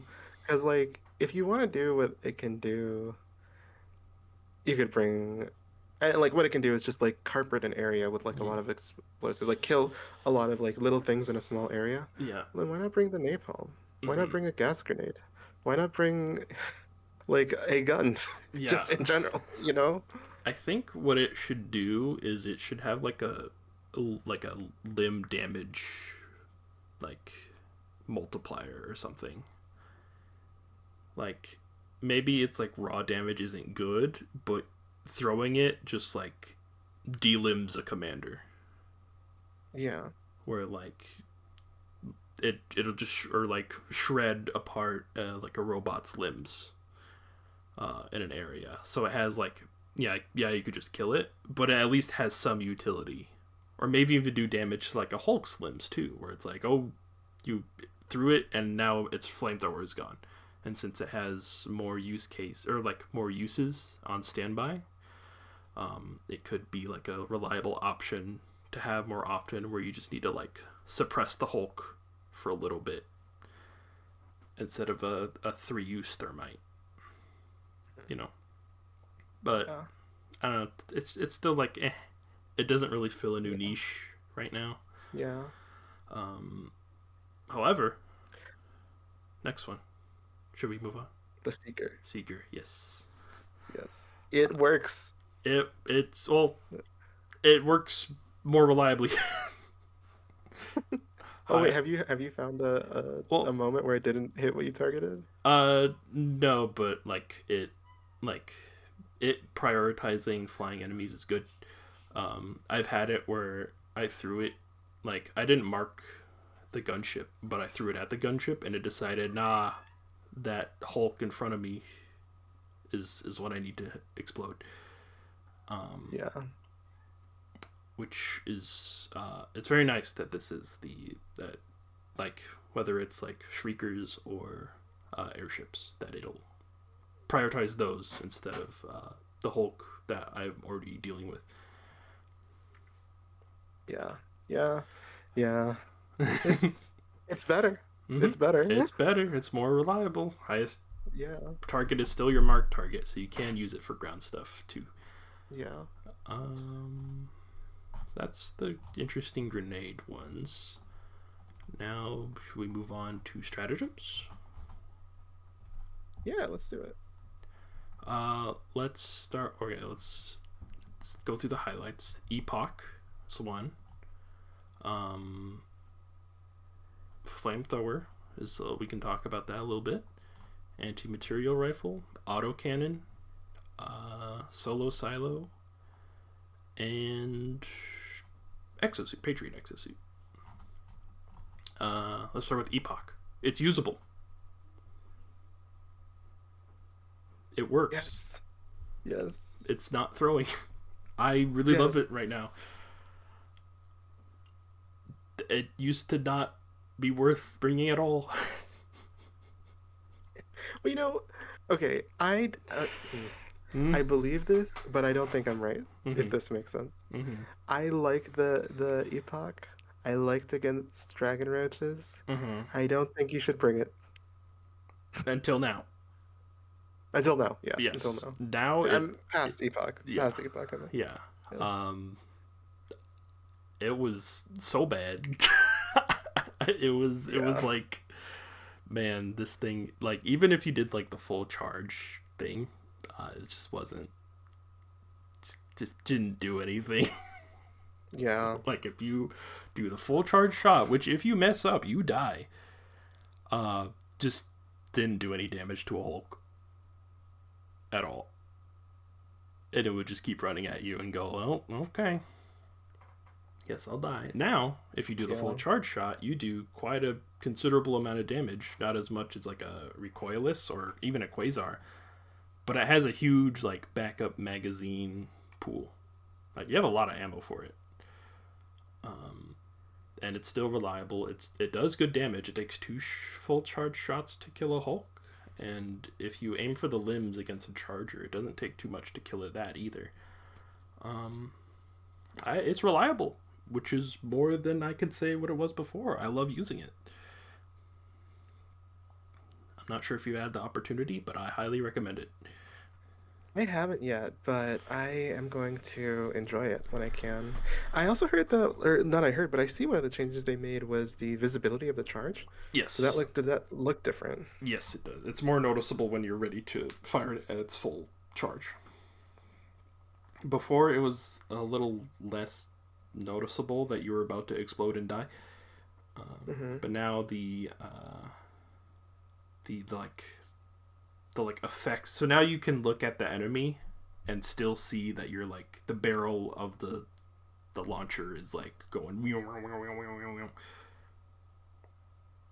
Yeah. Yeah. If you were too. That sounds really cool.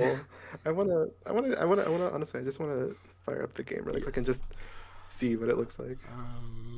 Yeah. But I'm glad though. I'm glad that it's got that attention. Flamethrower buff. Yeah, flamethrower buff. I don't think the flamethrower needed a buff, but I'm happy for it. Okay, sure, yeah, why not?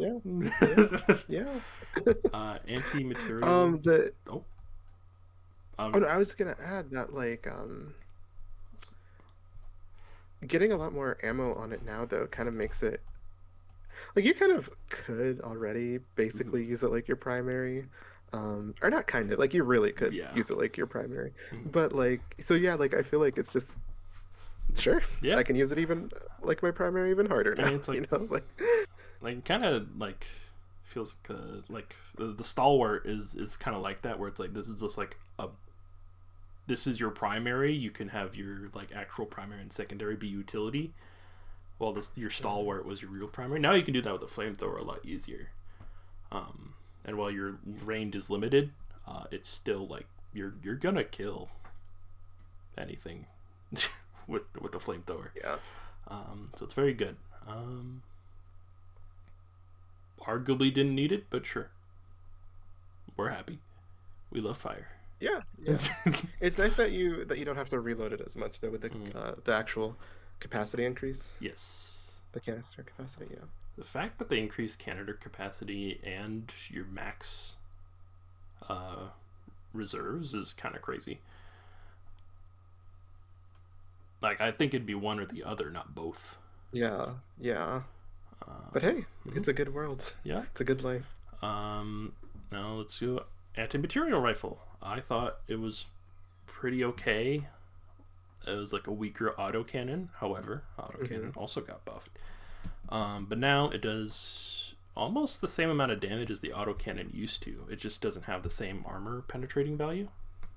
Hmm. Um, and reserves got a big kick. Now you have a total of Yeah. 8 shots or 8 magazines.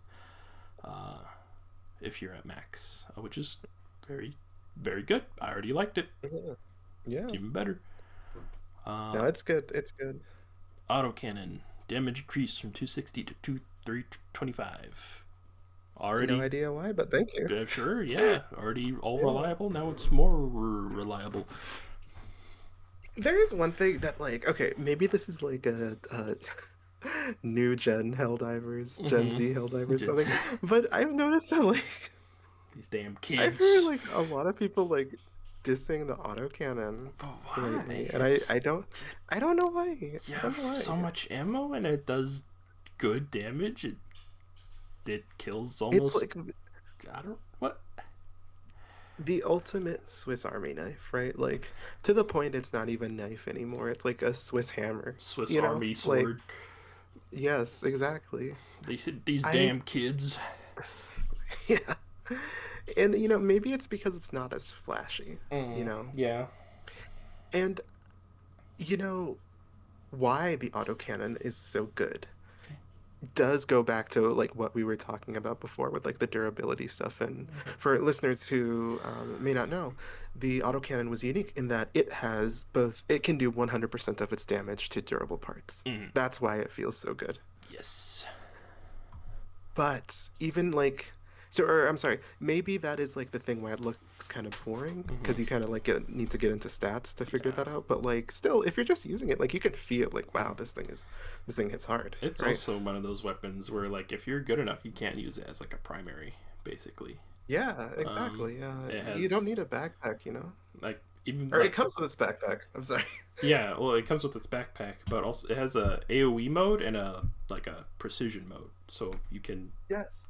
kill a Yes. group of enemies by switching ammo types, or you can kill a big target just by switching. Even before the flak change, you Mm-hmm. could pretty much swing that thing around and use it almost as much as your primary.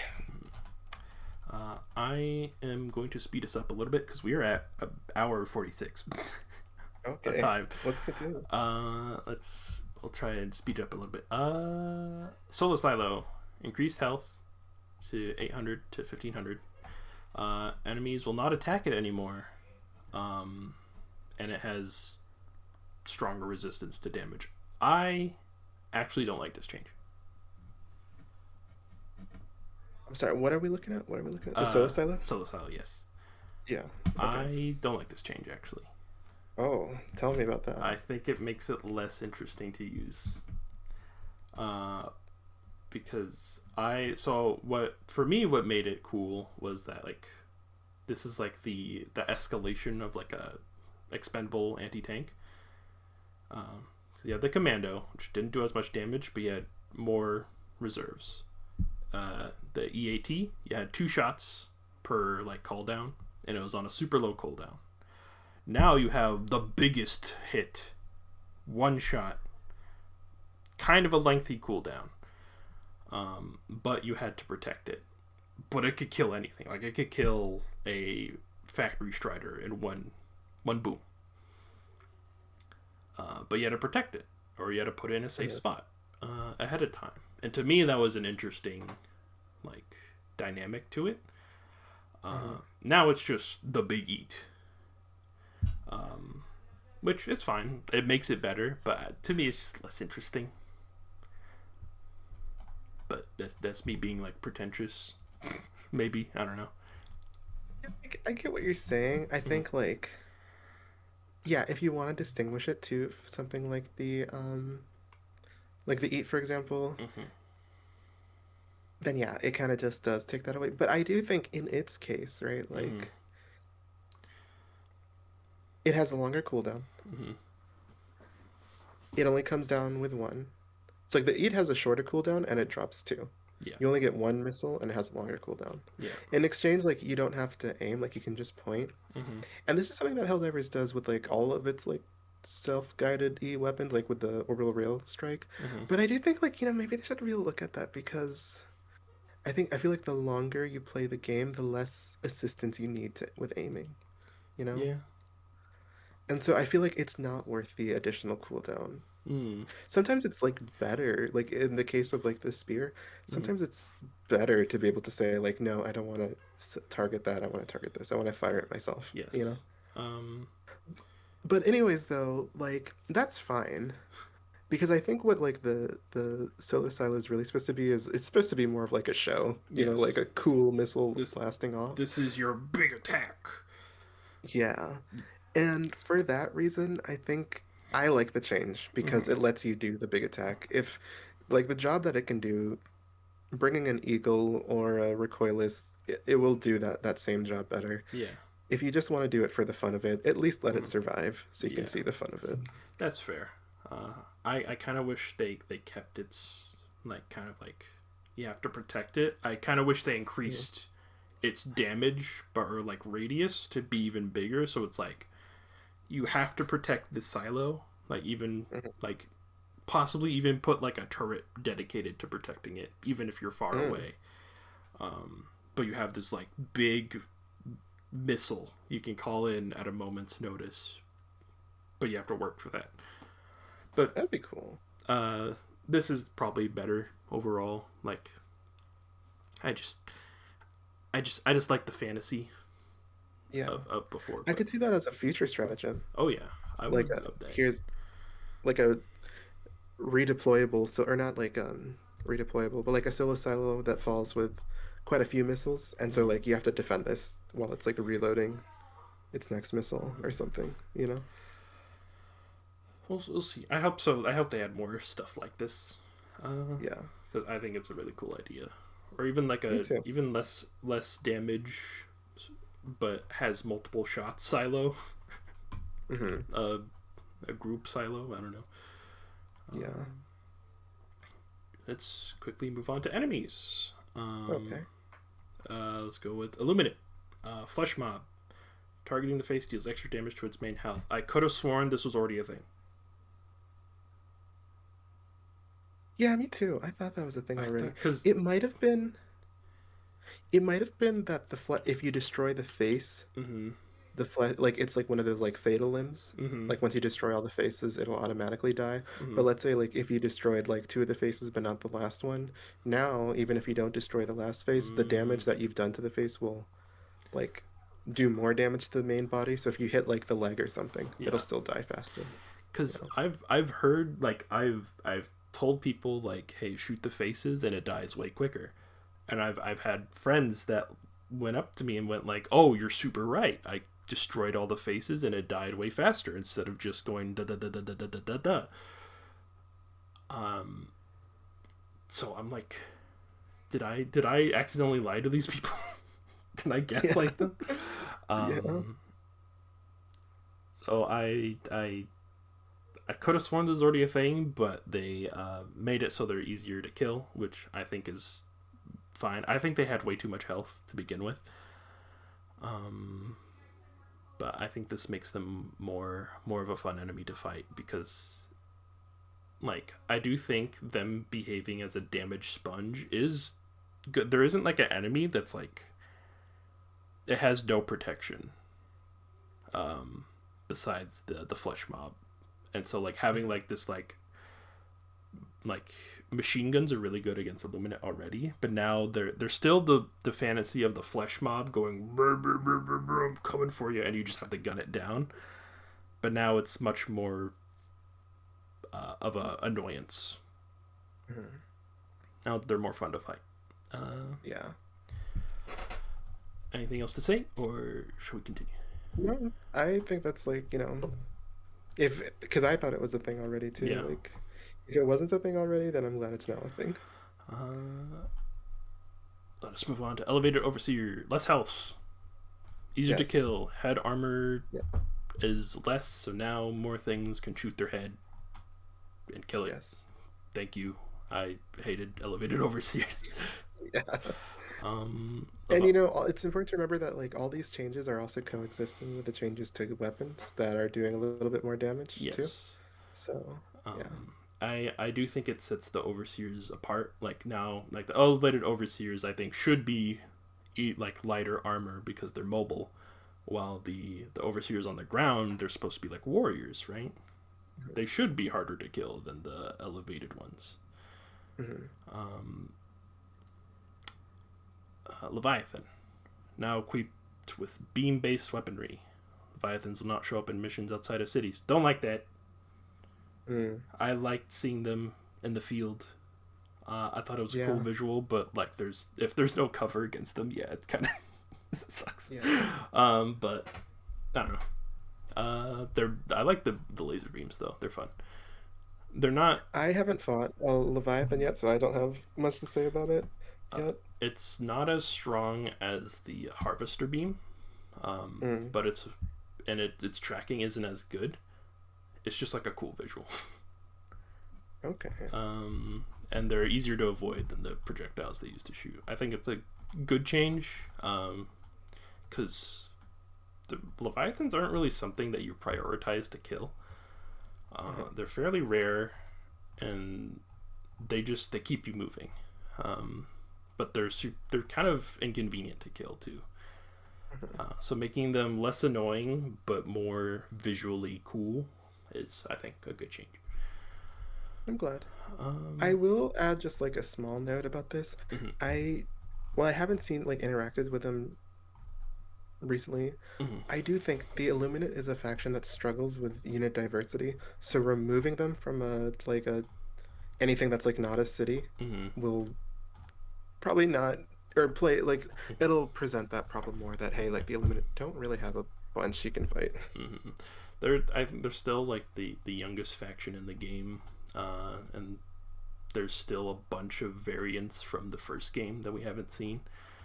Hmm. That would help increase this diversity. Like they don't have like a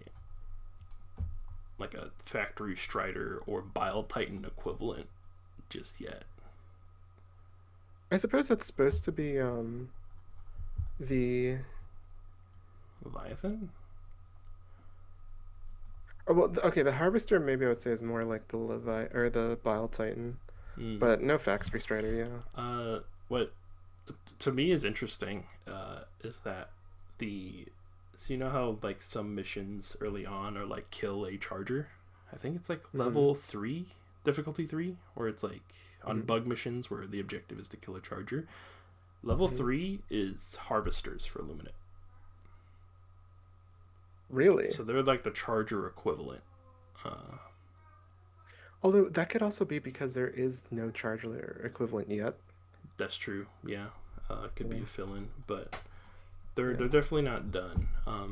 But to me, they're pretty interesting to fight already. But having more units would serve well. Yeah, for Let's sure. see. Rupture strain, easier to dodge. Uh, Good. Easier to kill. Yeah, good. Yeah. That's fine. Dragon roach spawn rate decreased. Um, Destruction of wings results in instant termination of the dragon. So now, whenever they're all messed up, they will fall and die. Which is good. Like it Yeah, makes sense, right? yeah. Like and I was also surprised to see that's not the case because Mm-hmm. I remember you telling me at first that that's how it was, right? That no, you were telling me that you wish that they could. Yeah, Yes, that's what I'm remembering. because I remember it flying around with like half destroyed wings, and I'm like, that my immersion is ruined. Yeah, I What yeah, I kind of wish they did instead of die is just become a normal Bile Titan, that would be cool. where they just like That would crash be and really land, cool. and maybe they're like they have way Stand less up. health, but like you're just dealing with a Bile Titan. Yeah. I think that would be funny, but I understand why it just dies. Yeah. Automatons. Most important one. War Striders. Oh my god, these things are very annoying. uh, Yeah. they shoot fewer grenades per salvo. I personally don't notice too much of a change with that. What I do Mhm. notice is that they shoot the grenades less often, which thank you, please. Oh my god. Um, removed ragdolling from its projectile explosions. So now, if it shoots near you, you don't fall down. But if it hits you directly, you're on the ground. Mhm. Uh, and the most important part, added weak spots for the eyes and vents on the back. You can fight back. Yay! You don't have to bring a recoilless or quasar to kill them in a convenient Right. way. Yay! Now you can do it with the heavy machine gun. Whoa! That is a surprising change because I thought we had already learned that, Yeah, that. but But sometimes you got. Well, we play a game fairly regularly where lessons need to be relearned. yeah. But we're uh, here though. We've yeah, relearned. we relearned. That's the important stuff. It's just some small optimization stuff. More in the future. Please make the game smaller in PC. Hmm. What do you think of the patch? Good, good. Good. Like I don't really have any complaints No really. Nothing complaints. bad. The only Yeah, complaint, pretty good. only complaint I have is that I'm a pretentious prick, and I want my missile fantasy, but I understand why it's changed. But also, No, um, that's fair. shall we? I do think though, brief note because we have Yeah. one last major thing to get Yes. through, but game stability. Game stability. It's hard to talk about Mm-hmm. because at least for me, the game has been running pretty all right, pretty fine. Although, there's still like crashes every now and then, but they're like, like maybe like once a month or something. Like not Yeah. like so often where I remember this happens a lot. Um, I think I had some optimization issues before this patch, but now Hmm. I did a mission in like the jungle planet against the bugs. No issues. It ran at a consistent frame rate in the jungle, which is weird. I'm Um, glad. I'm glad. so this optimization update they did this patch is better, but they have plans in the future for stronger ones Hmm. because I think the game really needs it. Yeah. It's interesting though that they decided to like change the content delivery model Mm-hmm. of like, okay, we'll do war bonds less often because they've talked about that, but I thought the consensus was like, okay, the people who are working on game stability are not the people who are working on Mm-hmm. war bonds, you know? So like, What I think happened was the people making the new content were working at a rate faster than the people fixing the stability. And so you would have mm, something that would make new problems faster than something that would fix them. mm. Okay, that makes sense. So I mean, they said that like content's still coming, but they're gonna push it back to focus on optimization for now. And plot events are still happening. Like we're attacking Oshuna right now. And that's a big plot point. Although weirdly enough, the rupture strain isn't on there anymore. It's the predator strain, which is weird. Yeah, I think it might just be a case of like burnout over, or not burnout, but just like, people didn't really like the Ripper strain because of um, bugs at Mm-hmm. launch, or no, or when it first came out. So Yeah. I guess maybe they just don't want to Meh. remind people that it exists. But I don't know. For me, I really liked it. I enjoyed the rupture strain. Like I think the warriors attacked way too fast when they popped out, but there are ways to mitigate that, like using explosive Hmm. weapons to pop them out early. It was basically Hmm. just the warriors that were kind of annoying. Yeah. Because like the rupture, uh, what's a charger? I think was fun. Um, Yeah. Yeah. and maybe like the rupture bile spewers were like did way too much damage. Hmm. But like I thought they were fine. Um, I still think the flame the fire brigade bots are like way more annoying than the rupture strain ever was. But I don't know. That's my stance on it. That's fair. That's fair. I didn't. I think probably because I'm like into the aesthetic of the Rupture strain. I Mm, really like the desert aesthetic, and with Oceane, I just didn't want to see the issue or something, but I don't know. I uh, really liked it. um, now let us. Should we discuss? Probably not going to be able to talk about Dust Devils too much, unfortunately, since we are Since running. we have the since we have the blessing of an extended patch with the maintenance, Mm-hmm. we can do like a Yeah. brief look at it now, and then we can go into deeper thoughts next If episode. yeah, if you know what, maybe if next time, like if updates are lighter and there isn't too much like development, Hmm. we could talk about more war bonds than just Dust Devils, Yeah, yeah, that's true. Yeah, if needs be. But we can like quickly go down the list because we are like yeah. way over time than usual. Mm. We're at 2 hours. Wow. Well, um, so do you want to? I'll leave it to you. Do you want to talk briefly about Dust Devils, or should we do Yeah. the ranking process? Okay. Yeah. I think let's give a quick rundown Okay. of like of it in general. So we had a new primary, a melee weapon, and a grenade, Mm-hmm. and then three stratagems and a new armor. Mm-hmm. Do you want to take turns really quick then? Do Speed you run. know, yeah, war bond in a few sentences. What are your Okay. thoughts? Very good. Mostly hits. Weapons really good. The machete I think is fun to use. Pineapple mid doesn't need to exist, to be honest. Spear gun, very niche but very cool. It's a silent weapon. Um, expendable napalm, hard to use but very fun. Mm, Very easy to get yourself killed though. Solo silo, super fun, very satisfying. Armor, good. I like things that increase throw range, personally. mm. All variations good. That's my review. Dust Devil's good, mostly hits.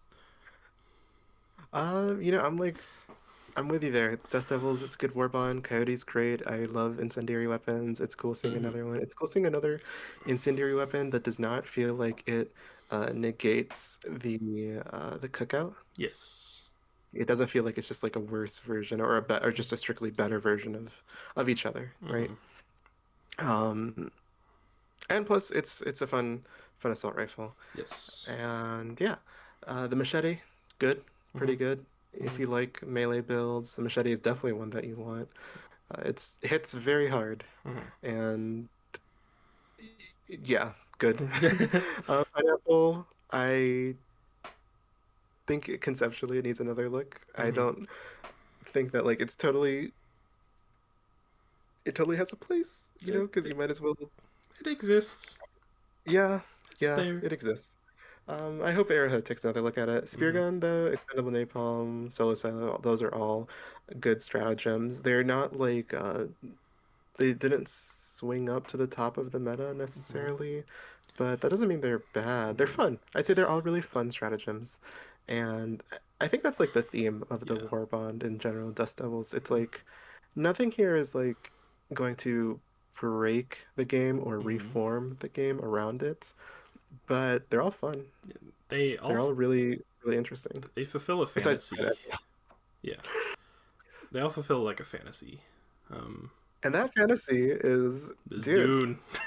Just, Yes, and it's really cool seeing a war bond that's like a love letter to Dune in mm-hmm. Helldivers. Really, really I cool. remember seeing the machete in the superstore and went, "Oh my god, the Yes, machete is a slower swing rate than other melee weapons." And at first you were yes, confused, and I was like, "What's the way you penetrate shields in Dune?" yes, yes. And I was like, And "Oh, now, oh." before our deals, before we head out, before we deploy, Mm-hmm. we all look to each other and wish, may thy Yeah. knife chip and shatter.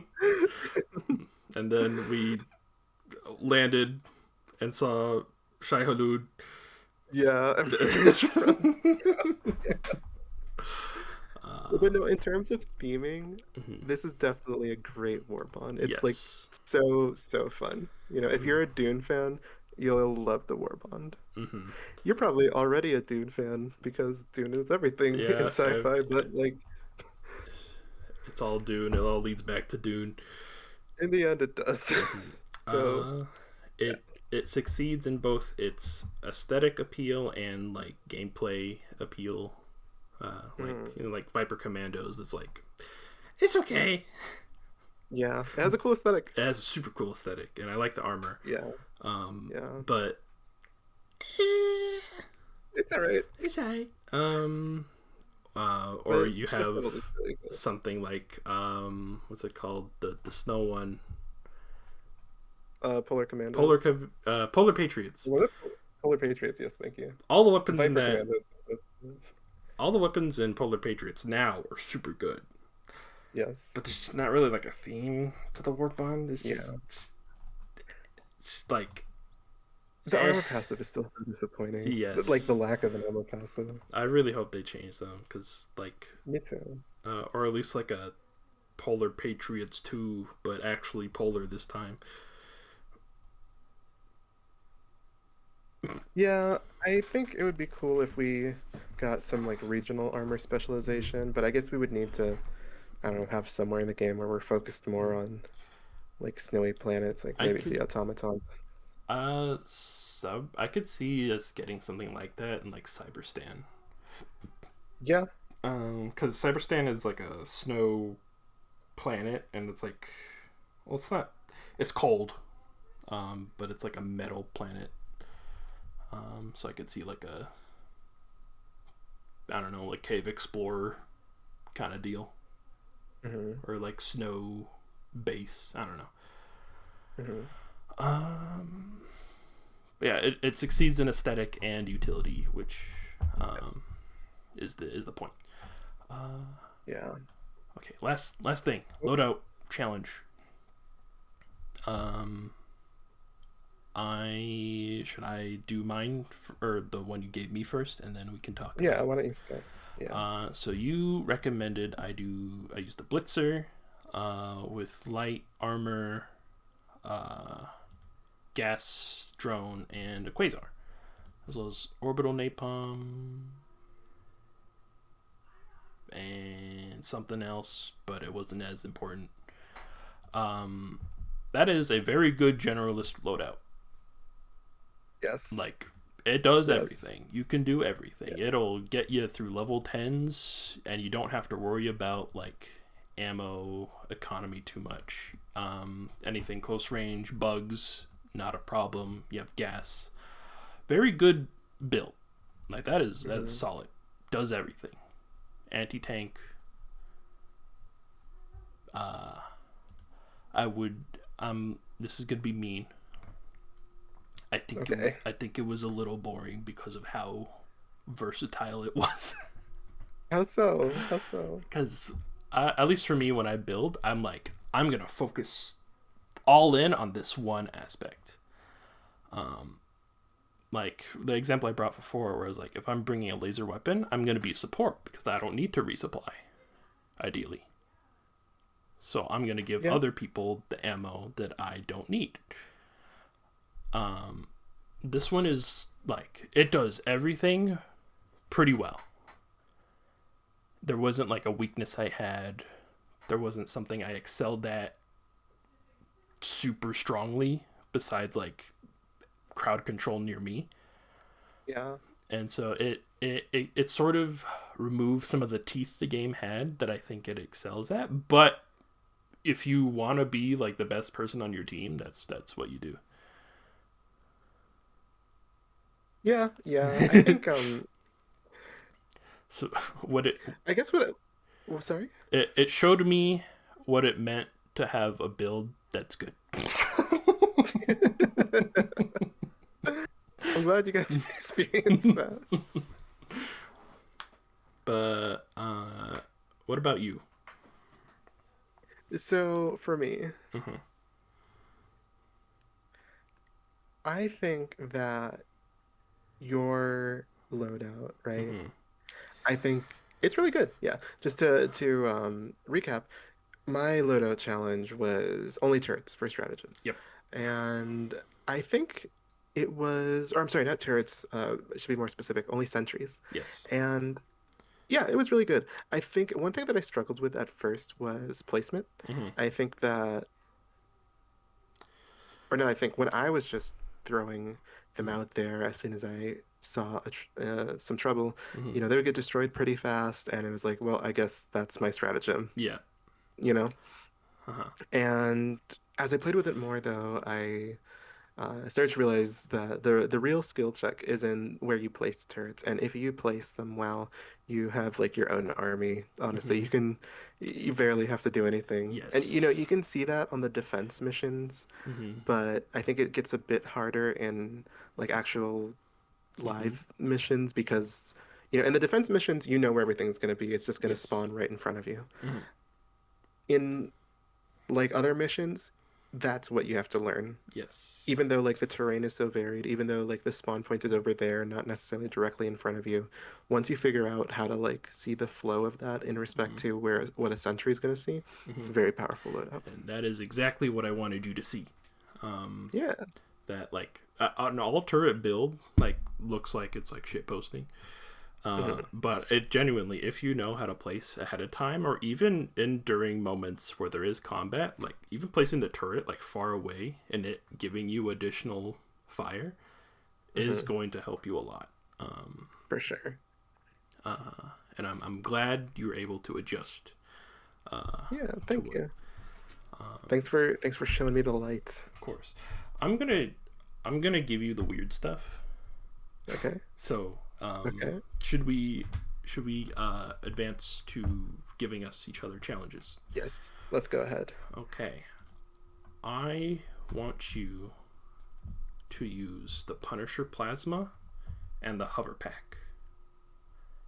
Okay. I want you to be a like grenade launcher buggy. You're like I don't know why did I say buggy? Just grenade launcher person. You're Yeah. explosive specialist. I want you to only bring things that do AoE. You got Only AoE. only Okay. AoE. Grenade pistol, hover pack, or ultimatum, whatever your choice. Yeah. Um, hover pack and Punisher Plasma are a must. Okay. Those are the two things. Punisher Plasma, hover pack, any AOE secondary, Hmm. and any orbital stratagem. Any orbital stratagem. Any Okay. orbital. I'm giving you some free range. Just anything that does AOE. No, Okay. no setup. Just only. I want that thing blown up. Okay. Got it. Got it. Now I want to hear mine. Okay. For you, I want you to lean into a build Mm-hmm. where your support weapon is your main weapon. We've been talking about that a little Mm-hmm. bit for the Yes. episode. Okay. So your primaries and your secondaries, everything else is going to be a utility weapon, Mm-hmm. right? But I want your main weapon to be the autocannon. Okay. So you're going to bring the autocannon, Mm-hmm. and as for your utility primary, Mm-hmm. you can bring either the exploding crossbow or the eruptor, Mm-hmm. right? And for your secondary, I want you to bring either the grenade pistol Mm-hmm. or you can bring one of or actually the grenade pistol or the ultimatum, Mm-hmm. or you can bring one of these or the stun lance as another like form of utility. I'm probably gonna bring the stun First. lance because I want to use it more. Okay, okay. And then for your throwable, you have any actually any grenade is fine. Mm-hmm. Yeah, Okay. any grenade is fine. And for stratagems, that too, any of them is free. The real thing that I want you to lead into this week It's I'm sorry, this month is the autocannon uh, is you. autocannon primary supremacy. Okay. Yes, yes. I am somewhat of a autocannon down player. Um, to be honest. So I think this will Yes. be interesting. I do think it's good. I just think it's like, eh. Yeah. So You were I, saying earlier that it was great. yeah, it is great, but like I'd probably use something else over it if given the option. Yeah. I'm in the camp where it's like, yeah, it's good, it's great, Yeah. even just like, Hmm. eh. I don't Yeah. know. I mean, like, it's like I think It's that's fair. yeah. So I Yeah. haven't used it actually in a long, long time. Like probably since the Mm, 60-day update. So I am mm. genuinely very curious to see what I think about it now. Okay. Well, we Um, can all find out next time. mm-hmm. And Yeah. that is a wrap. Any last things you want to say while I do the the wrap up stuff? Uh, Thank you for listening, Yeah. and thank you for honestly for since most of you listening are our friends. Thank you Yeah. for hanging out with all of us, and can't wait till we play next time. I'm the same. I'm so I only sent it to like a few friends, but we got like 14 people, which is weird. I haven't checked Spotify. That's probably like barely anything, but I mean, if you found us and you listened to us, cool. Hell yeah. Yeah. Thanks for Um, listening. yeah, let us know what you think. If Yeah. you are a stranger. Um, Besides that, if you want to ask us any questions or want to talk about something, don't forget to email us at mailfreedomsfinest@gmail.com. No caps, just mailfreedomsfinest@gmail.com. And you can find me on other stuff as Duke the Avaricious on Twitch and Blue Sky or whatever other thing. Besides that, think that's a wrap. Yeah. All Thanks for right. listening, everyone. Bye bye. Bye.